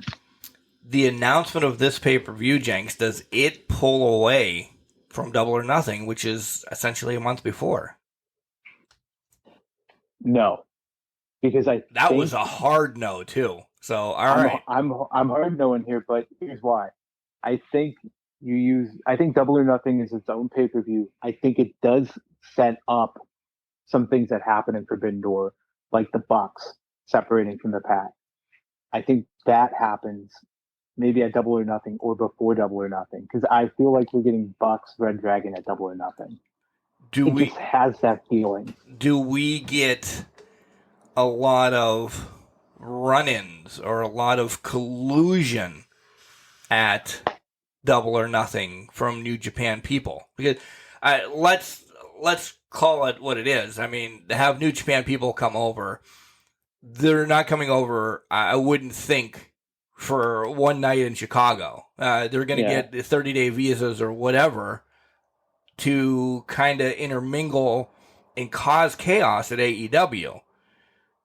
That's essentially, I'm like, I know Double or Nothing will have a great lower card to build up to the main event, but the main event then is going to have something that makes you, if you're just a random wrestling fan, blow up and say, holy shit, this is what's going to happen at the next pay-per-view. And then you just leak a little bit more and more and more for that whole month. I don't want it to be, get set, an NWO, WCW type of clash. Right. And then NWO just takes over. I don't want New Japan winning. I don't. Right. You know, that's just because that's me. I don't want to see that again. I feel like it's going to be more. I think that it's a showcase pay-per-view. Okay. Hey, here's our top guy versus top guy. I think where you see the takeover, that real tension is Bullet Club versus whoever, right? And the other fact is that, and now as you're speaking, the one thing that came up to me is you mentioned the main event. The main event for Double or Nothing is looking like Punk and Page. Right. How do you transition that into something that goes into New Japan unless it's like Jay White's challenging for the title, the AEW title at Forbidden Door, which is a possibility and could be the place where you mentioned his name, Omega shows up. Because I think you mentioned that maybe Omega shows up, or maybe you thought about Omega showing up at Forbidden Door. Right? Right. So maybe that's how you get to that place of Omega comes out and screws over Jay White. See? Stirring the pot. You're stirring the pot, and I do like that possibility. So, which essentially, to me then, even though it's Chicago, well, no, Chicago is where New Japan's held. Forbidden Door. Yeah. Yeah. I think it's Vegas for the other one. So Punk can lose, which I essentially think, and we'll make predictions when we get to it. It could change my mind by then. Punk loses, because then you have Hangman, Jay White, have a little bit of history. Yeah. That could lead into that for the main event of New Japan, and then Kenny comes back after whomever wins it. Now Kenny's back in the pitch. I mean, he could screw Jay, he could screw Hangman, because as of right now, Jenks, this isn't Punk's time yet in AEW to have the title. So I don't want him to. I don't want him in the picture yet. Yeah, and my thought, Mark, is if Kenny comes back at Forbidden Door, screwing over Jay White. They made it a point for the Young Bucks to bring up. It was Jay White that kicked Kenny Omega out. Or it was Jay White that attacked Kenny Omega and got him out of the Bullet Club. I'm just stirring the pot. Yeah, I know you're stirring the pot, and I agree with you, and I'm just answering off of that because we're doing what we do best. We bounce off of each other here. And I just think it's that long-term booking that AEW's known for. And that's long fucking term. That's really long term. Really long term. Yeah. All right. Transition away from that. Why are Sammy and Ty now getting booed? They took over Cody and Brandy. They essentially took over, and we'll wrap back around. Last week, he got the TNT championship back from Scorpio Sky, which I think it was a disservice to Sky. It wasn't a great title run. He didn't do anything with it. He had Lambert around him way too long. You can have your thoughts as well, but I just think all they did was like, oh shit, we lost Brandy and Cody, who essentially maybe that's who they were setting up. And we said this from get-go. Brandy Page were going to be the mixed tag match. They just said, okay, Cody and Ty, you're now Brandy and Page. I mean, you're now Brandy and Cody. You need to get heat on you. I don't have any heat on them. They're young. They're both sexy as hell. Yeah. They're doing their thing. Why do people hate them for that? Jealousy? I don't know. Literally, I don't know what the hate the boos are coming from for this. Yeah. I guess some of their actions can be considered a little douchey if you want. For taking sexy title pictures with a title, you know what I mean? I'd do that. And I am not sexy. Neither am I. But yeah, I think that's just where it's coming from. I don't have any other thought process around it because it doesn't make any sense to me. Like 2 weeks ago, everybody loved Sammy. Nobody had a problem with Ty. No. And now all of a sudden we do. I don't get it. I don't know. Mark, I have no idea. And did the title need to switch hands to have this mixed tag match? Because that makes no sense. Yeah, maybe that's where the heat's coming from here. Let's be honest. Maybe people were like, okay, Scorpio Sky, they're gonna get Sammy out of the title picture. They're gonna have the fight off with Paige and that. But now Sammy's got the title back. Well, what was the point of that? What was the point of putting it on Scorpio? Because I think you also do disservice to Wardlow's laws. Yeah. A little bit. Because you just automatically took it off and gave it back to Sammy.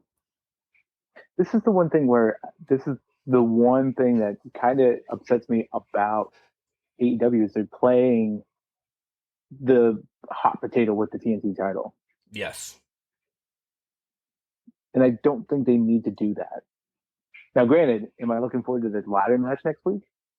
Oh, hell yeah. Oh, yeah. That's going to be phenomenal. But I don't think there's a finish to it. I don't think so either. And we didn't talk about that at all. So that's pretty awesome that we both, Yeah. I think there's shenanigans afoot, but I don't know. I'm kind of baffled by this whole thing, if you can't tell. I am too. I really am. I don't understand it. I love both of them. I love Sky. I love Sammy. I love Paige. I love Ty. Can't we all just get along? Yes, exactly. Get rid of Huskus and Lambert. That's it too. Where else am I? Oh, Danielle Kamela. Poor girl. Poor girl. And it's not just because she lost to Britt. She could have came out with Jesus beside her side, like Oprah giving people money away. She was not getting any love. Nothing. She was behind the 8 ball as soon as that started. Yeah. And then Britt, I don't know what Britt had to rub salt in the wound by coming out with Najee Harris and another Pittsburgh Steeler. I mean, they were so excited to be there. They were. Najee was crazy. Najee was losing his mind. I was so happy to see that. But yeah, just rubbing salt in the wound. You might as well put Daniela and I don't even know what that was like walking behind enemy line. Yeah. It was just an unfair advantage. Man. I know it was in Pittsburgh. Okay? I know it was in Pittsburgh. And we're getting a little bit... Reba Rebel wasn't there. Hater didn't come out. Was this the switch? Was this the face turn of Britt? Because she mentioned Jade. She mentioned other people that a month ago, she wouldn't have even had them in her mouth. Yep, she was name checking. Yeah. It may have been. What a turn going right into the Owen Hart Classic and the Owen Hart tournament. Also, not to go too much off topic here, but we just got solidified that this is a major deal with an AEW. Yeah. How many former champions, Sheeta, Britt, all of these, Tony Storm, all of these high profile upper card people are in this tournament match. Yeah, we predicted that maybe it was going to be the next Rising Star tournament. Exactly. Thinking somebody's going to come out of nowhere. Yeah. I don't know. I think there's only room for a Cinderella story, but right now, the way they're stacking it, there's no Cinderellas. It's anybody's tournament. Yeah. We only know one match, too, so far in the tournament. Yeah, we only know Hayter and Storm. Yeah, which I'm excited for. Like, I wish it would say, we're just going to make this a one-night tournament. And go with it. I really do. I wish they would. Yeah. I really wish they would. Sell it on Fight, sell it on anything for $50. Cool, let's buy it. Yeah. Cool, let's go. I would be fine if they did Double or Nothing that way. Yeah. Are you as excited for the men's, though? I'm excited for one match for the qualifiers. See, there you go. See how I spun that for you? I mean, the men's have some good people, but they're mostly mid-carders. Mm-hmm. I'm going to watch it with some enthusiasm, but it's not as big as the women's one. Yeah. In the match is Dax against Cash. That they blatantly skipped over and disrespected. Yeah. Of course. And we have this match. What? Yeah.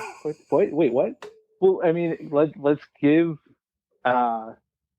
Excalibur some credit. He put on his best auctioneer voice and scanned through 95 matches in a matter of 30 seconds. He did. But as soon as I saw this, I rewound, because I was not watching live. I rewound and said, what just happened here? And then they brought it back up in the main event, too. And I'm like, Cash, Dax, what? And now we found out it was their idea, and they had to fight for that with Tony Khan.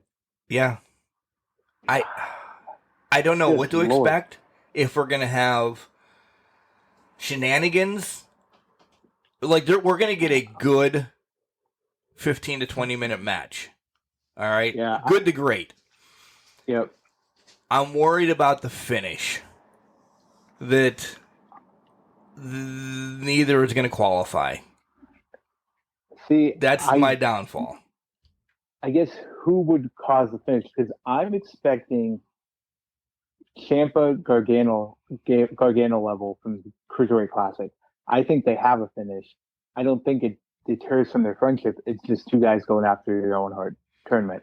I feel like I already know who's winning the match, but I don't think it's shenanigans, Phil. But who would you think would cause the shenanigans? I don't know. I to hold me a gun, I'd have to lose my life because I don't know. Right. But right. I just see that this is too much of a match that we wanted. And we have to build them up, because are you going to keep one of them off of the pay-per-view if it starts at the pay-per-view or ends at the pay-per-view? Or like I know one can come out with the other in the corner. I just think like FTR is too big of a tag team to keep off of, a huge feud that you could get rolling. Well, I think they could still do that potentially there, Mark, because if you think about it, Dax has only got to fight in 2 matches. Let's say it's Dax that wins, or Cash. Whoever wins only has 2 matches to get to the tournament finals, which I think is just on Double or Nothing. Who do you think is winning, by the way? I think it's Dax. I do too. Because I don't think, so nothing against Cash. I think he's a great wrestler. Dax has just had the singles matches these past couple months that have been good, very good, if not great. And it has it really great. Let me start it again. Has it because Cash had that injury? Yeah. Because I feel like Cash has been more limited. Well, not limited as much, but he's not doing more of the singles things. Yeah. Because he can only do the tag matches now. Yeah. And maybe for Cash, maybe we're going to see at the end of this year, after this run of FTR, Cash has to retire. and he goes to the corner man of Dax, and Dax becomes a singles wrestler. We could see that maybe at the end of this year. Do you believe that, sorry to throw this in real quick, do you believe that WWE has actually called them and they want him back? Because that was out there this week as well. I think the conversation happened. And I believe that they said, fuck yourself. Yeah. Now, I know Dax said in an interview, I don't know how long ago, that if the money was right and the circumstances were right, they'd go back. But I do believe you and saying they just told him no. Yeah. Get the hell out of here. This is not what we want. Yeah. I'm not saying in 5 years. No, something just, like they that. don't want it. Yeah, not right now. They're getting fulfilled what they want now, and I feel like that injury last year has put Cash in a time is coming to an end scenario for him. Mm-hmm. And this is, let's get it to the final sunset. This could be his final singles match of his career next week. Possibly. I'm excited for it. This is a great week that they have set up for the show, and we haven't talked about the main event yet, but this is a great week that they have set up for the show. So I'm glad that we did like a recap this week of everything. We'll deep dive next week into matches. It's gonna be AEW heavy. Let's not lie. It's gonna be very AEW heavy. Honest about it. On to the main event here. Andrade against Darby in a coffin match. I didn't really care for it. It wasn't that there was too much other stuff going on. I loved when Darby and Andrade were working together. Yeah. But there was just so much busyness that I could have done without. Right, that was the same thought I had.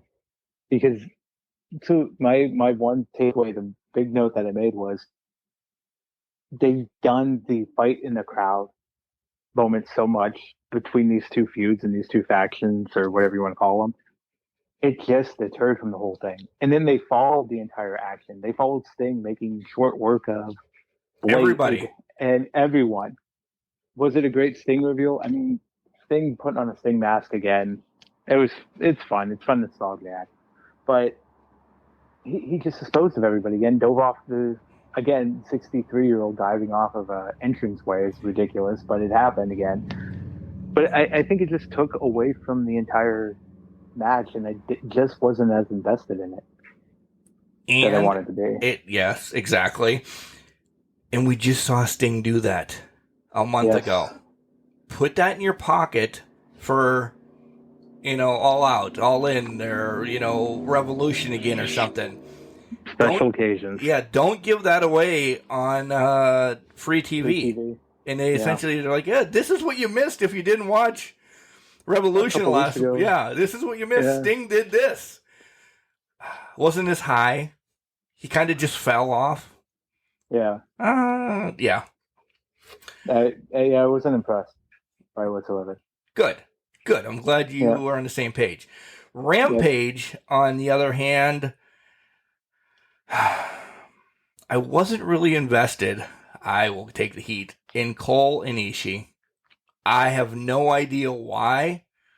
It was great. It was great. I just wasn't invested because I knew something was happening. Yeah, and I think the other part of that is I think we both knew Ishii was nowhere near going to win this thing. Right. So there was just it was no surprise, and maybe that took me out of the match a little bit because I knew he wasn't going to win. So why am I going to invest myself in it? Yeah, and this isn't from. I had friends there. Friends told me, "You wait till you watch Rampage. It's really awesome. This, that, and the other thing. Things happen." I'm like, "Shut up! I will watch it Friday night. This, that, and the other thing." I think maybe Switchblade did need to come out here. He was just, and it's clear because contracts and he's in the same building, this, that, and the other thing. To do it here, it makes sense. As a wrestling fan, I think he comes out next week again and screws somebody over. You just had the announcement. So for people in Pittsburgh, you have the announcement, you have Switchblade screwing somebody over, same night. That's too fast to start that kickoff. Yeah. I can't argue with that. I agree. I mean, it's.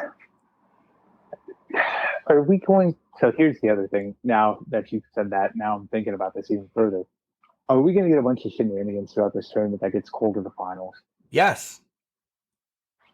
Yes. Flip side, are we getting O'Reilly Cole in the finals? I'd be all right with it. I would be too. But it's NXT. So are they chasing NXT now? No, because I feel like, again, we know what WWE does with things, and you can argue right around that time, that's when that started to switch a little bit more to Vince's style. You're going to see Cole versus O'Reilly, and basically it becomes, this is what we could have did, but they didn't let us do it. Oh, touche. Yeah, no, you're right. It'll be blown out of, I mean, in a good way, blown up to their potentials and everything. Yeah. I don't. Damn it! Did you just give the finals away? Maybe. I didn't even think of that. Well, they are going to meet in the tournament without a doubt. Now I forgot about. I almost forgot that Riley got in, but yeah, you're right. We didn't even talk about that match. We didn't talk about Jungle Boy O'Reilly, which I was shocked that O'Reilly won. To be honest. Well, it's again, tag team champions. Agreed. I agree, but I think if he's a pillar, you're going to put him in your tournament. But again, to your point, I think they could have made him lose in like the quarterfinals or like the semis against Adam Cole. You know, still give Jungle Boy a little bit of a push, and then he has to defend the titles at Double or Nothing or something. I don't know, but. And have the titles off of them by then. Which at some point I don't know if it's they're still loved. They're still probably selling tons of shit and everything. I'm ready for, and they're not called Jurassic Express anymore, but I'm ready for Jurassic Express anybody now to have a better title reign, because I still don't think this was a great title reign for them. It didn't hit on all. It didn't hit on all cylinders. And I feel like the reason for that is there was probably, I don't know if they were supposed to win it, to be honest. I still don't know if they were supposed to win it that night. I don't think they were. Yeah. But injury necessitates change, so. But you've had time to rebook something now. But do you have the team in place besides Red Dragon and the Young Bucks? Yeah. To do that. Yeah, you do. It's called fucking Santana and Ortiz. They've been in place for about 5 years. I'm still waving that flag. Listen, you can wave that flag all you want, but they're dealing with the Jackass Society right now.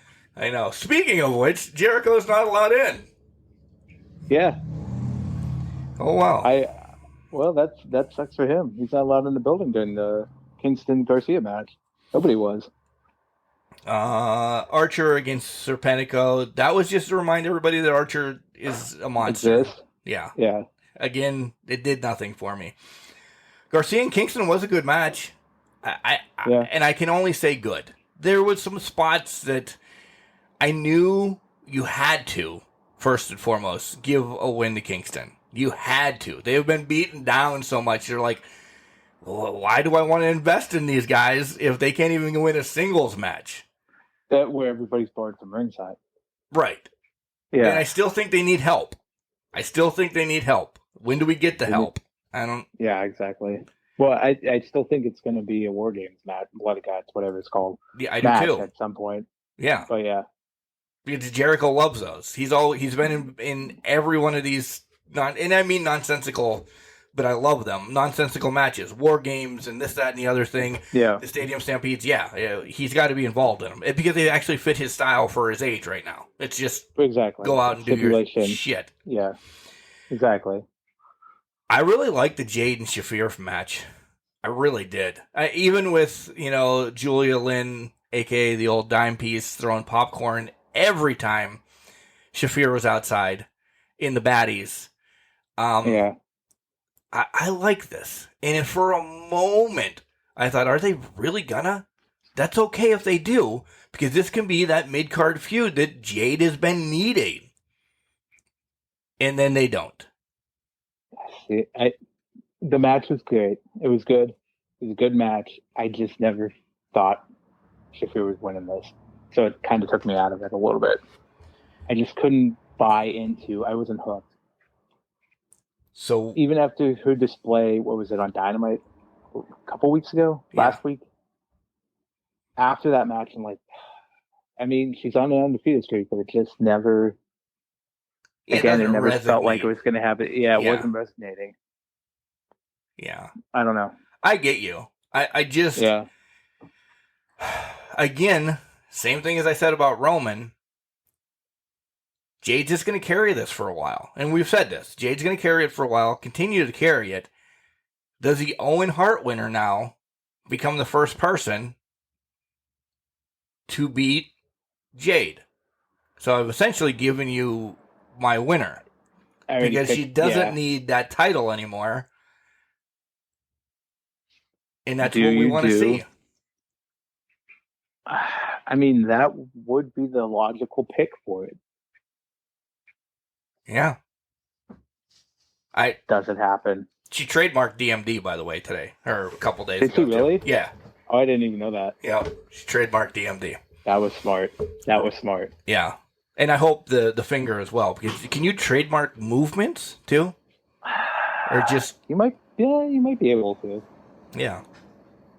I don't know. You know what? I don't think you can, because either if you could, I don't think the Bullet Club could have gotten away with Too Sweet. Touche. Yep. So yeah, that's a good point. But I think that's the path that we got. Yeah, I mean, we're about a month and a half away from seeing that to start. Yeah. Look at that. Spoilers. Yeah. Spoilers. Long-term spoilers that Tony Khan copies from us. Yep, exactly. So hope you wrote them all down. We'll expect our checks in the mail. Yeah. Also, I need to go back. We did talk about it. Danhausen has Hook's attention now. He does. Does he? He does. He might. He does. He does. He spoke. He did. Hook speaks. He did speak. He did. So Hook's going to destroy Danhausen, and I couldn't be more happy to see it. When is Danhausen going to get his first? I don't know if he's had anything on Dark yet. Again, because I don't know. I think Hook's his first match. So are we going to get the whole? He's got to be first out then. He's got it, because we got to get the whole. For anybody that has not seen Danhausen come out, his entrance is a spectacle. Yeah. So he's got to be first out, and then Hook's got to like Road Warrior into the ring and just fucking decimate him. Yep. Because he's got to get his whole glitz and glory, because that's essentially his character. If Hook's in the ring first, Danhausen will not be able to finish before Hook attacks. Exactly. And this match isn't lasting but 30 seconds. The entrances will be longer. They will definitely be longer. I don't know why I'm so excited for this match, even though I know it's going to be a complete and utter demolition. I just want to see it. I think I'm excited for Danhausen to actually wrestle. I think so. Oh, he's legitimately been on the shelf, and I think he's actually getting mended back up and everything. Yeah, I think he's at a point where he can actually do it now. Go ahead. No, go ahead. Because my next was going to be a little bit of a change of a topic, but staying in the same topic. That's fair. And I just want to, recovering from injury, let's see him get out there. Yes, it's going to be a squash, but yeah, I mean, I'm all for it. Even though it's return from injury, I like that it Hook's his first opponent. Agreed. Because they're shoot best friends, at least in the locker room. Yeah. And maybe that's playing into it too. I don't know. So staying with Hook and Taz and the FT, when are we going to do anything with that? Like, we thought that Starks was maybe leaving and maybe Hook would take it off of Starks, or we don't know anything about that. I know it's not a real title, but it's brought up a lot, so it's a title. What are we going to do? Like, Taz's group is just not doing anything with Keith Lee and Swerve, and it's not panning out, I don't think. Is it just me, and maybe it's just me, but they did that whole segment after in New Orleans after Dynamite went off the air with bringing Starks out with the BCC, getting him that hometown pop type thing.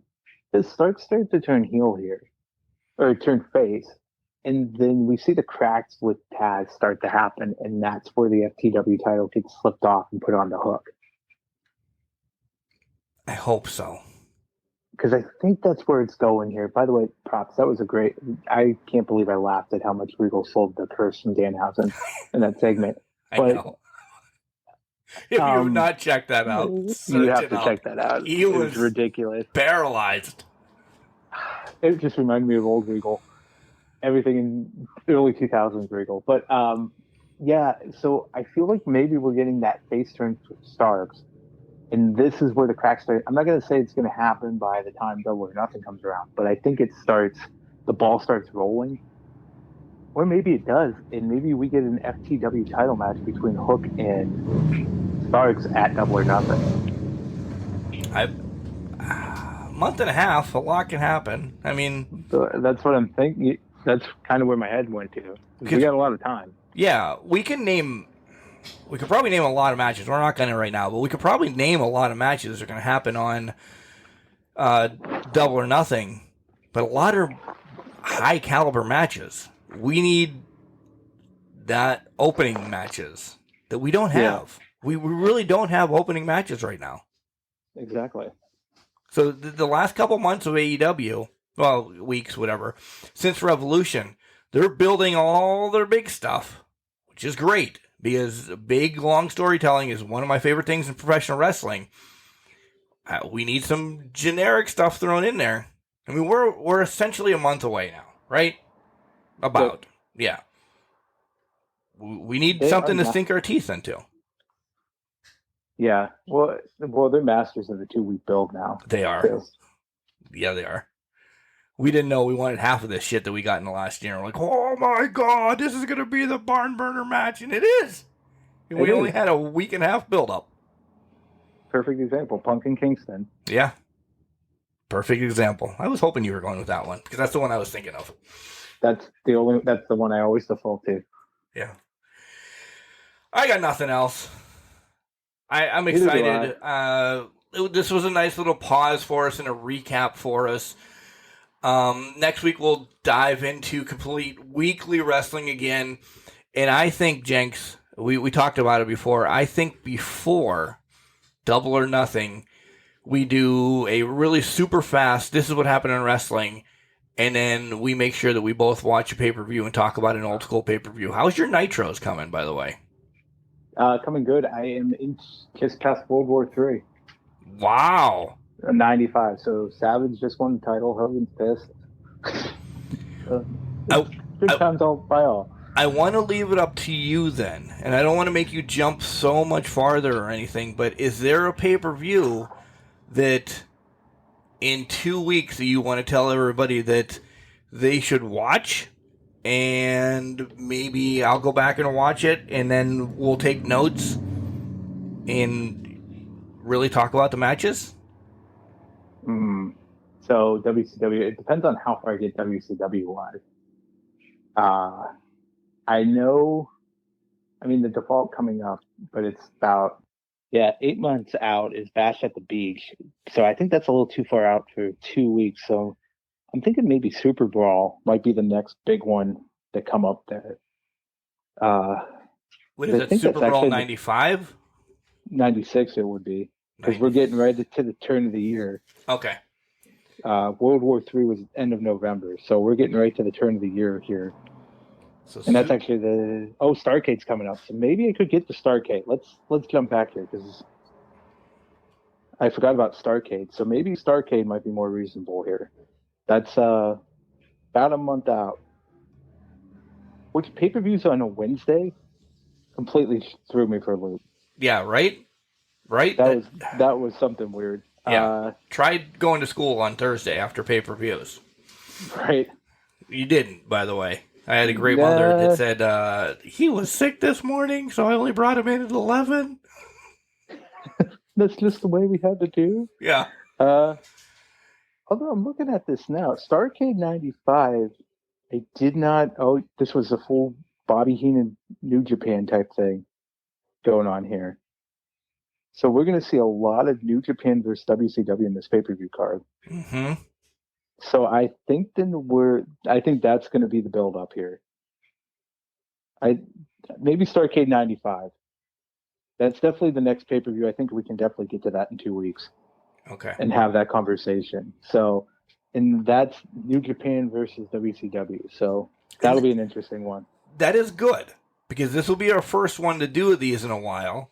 And then essentially, we can tie things in to loop with it. See, you didn't know this, but it was a great combination segue of how what they did back then to what could possibly be done changing it, and we could pinpoint wrestlers today into maybe a little bit this way, that way thing, if you know what I mean. I do know what you mean. Yeah. So I would agree with that. Yeah. All right. So tentatively, folks, in 2 weeks, we're going to do Starrcade 95. Jenks will give us an update next week where he is. If we have to push it back a week, I think we should do Starrcade 95.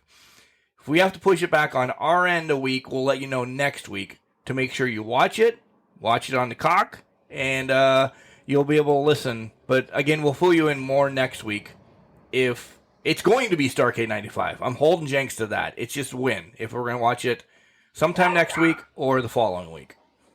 Yeah, my thought process is I'm hopefully going to be able to get to it maybe the tail end of this upcoming week or into early next week. So I don't think we'll have to push it. Good deal. That's what I like to hear. Because we're at that stutter stable right now. New words all day, by the way. Yeah, maybe we name this about the source or something like that. Yeah. We learned new words over the past 2 weeks. We have. All right, that's enough. Let's wrap this up. Jenks, I love you. I hope you play some wrestling today. Enjoy the rest of your day with your lady friend, and don't get too mulchy if you start. Oh, I will. I'm going to get mulchy enough. Let's just go there. You're going to get mulchy. Yeah, cut I'm that grass. I'm going to get mulchy. Cut the grass. With a weed whacker. All right, it's definitely gone downhill from there. Remember, just because you're trash doesn't mean you can't do good things. You're a garbage can, not a garbage cannot. Whoop, whoop. Whoop, whoop.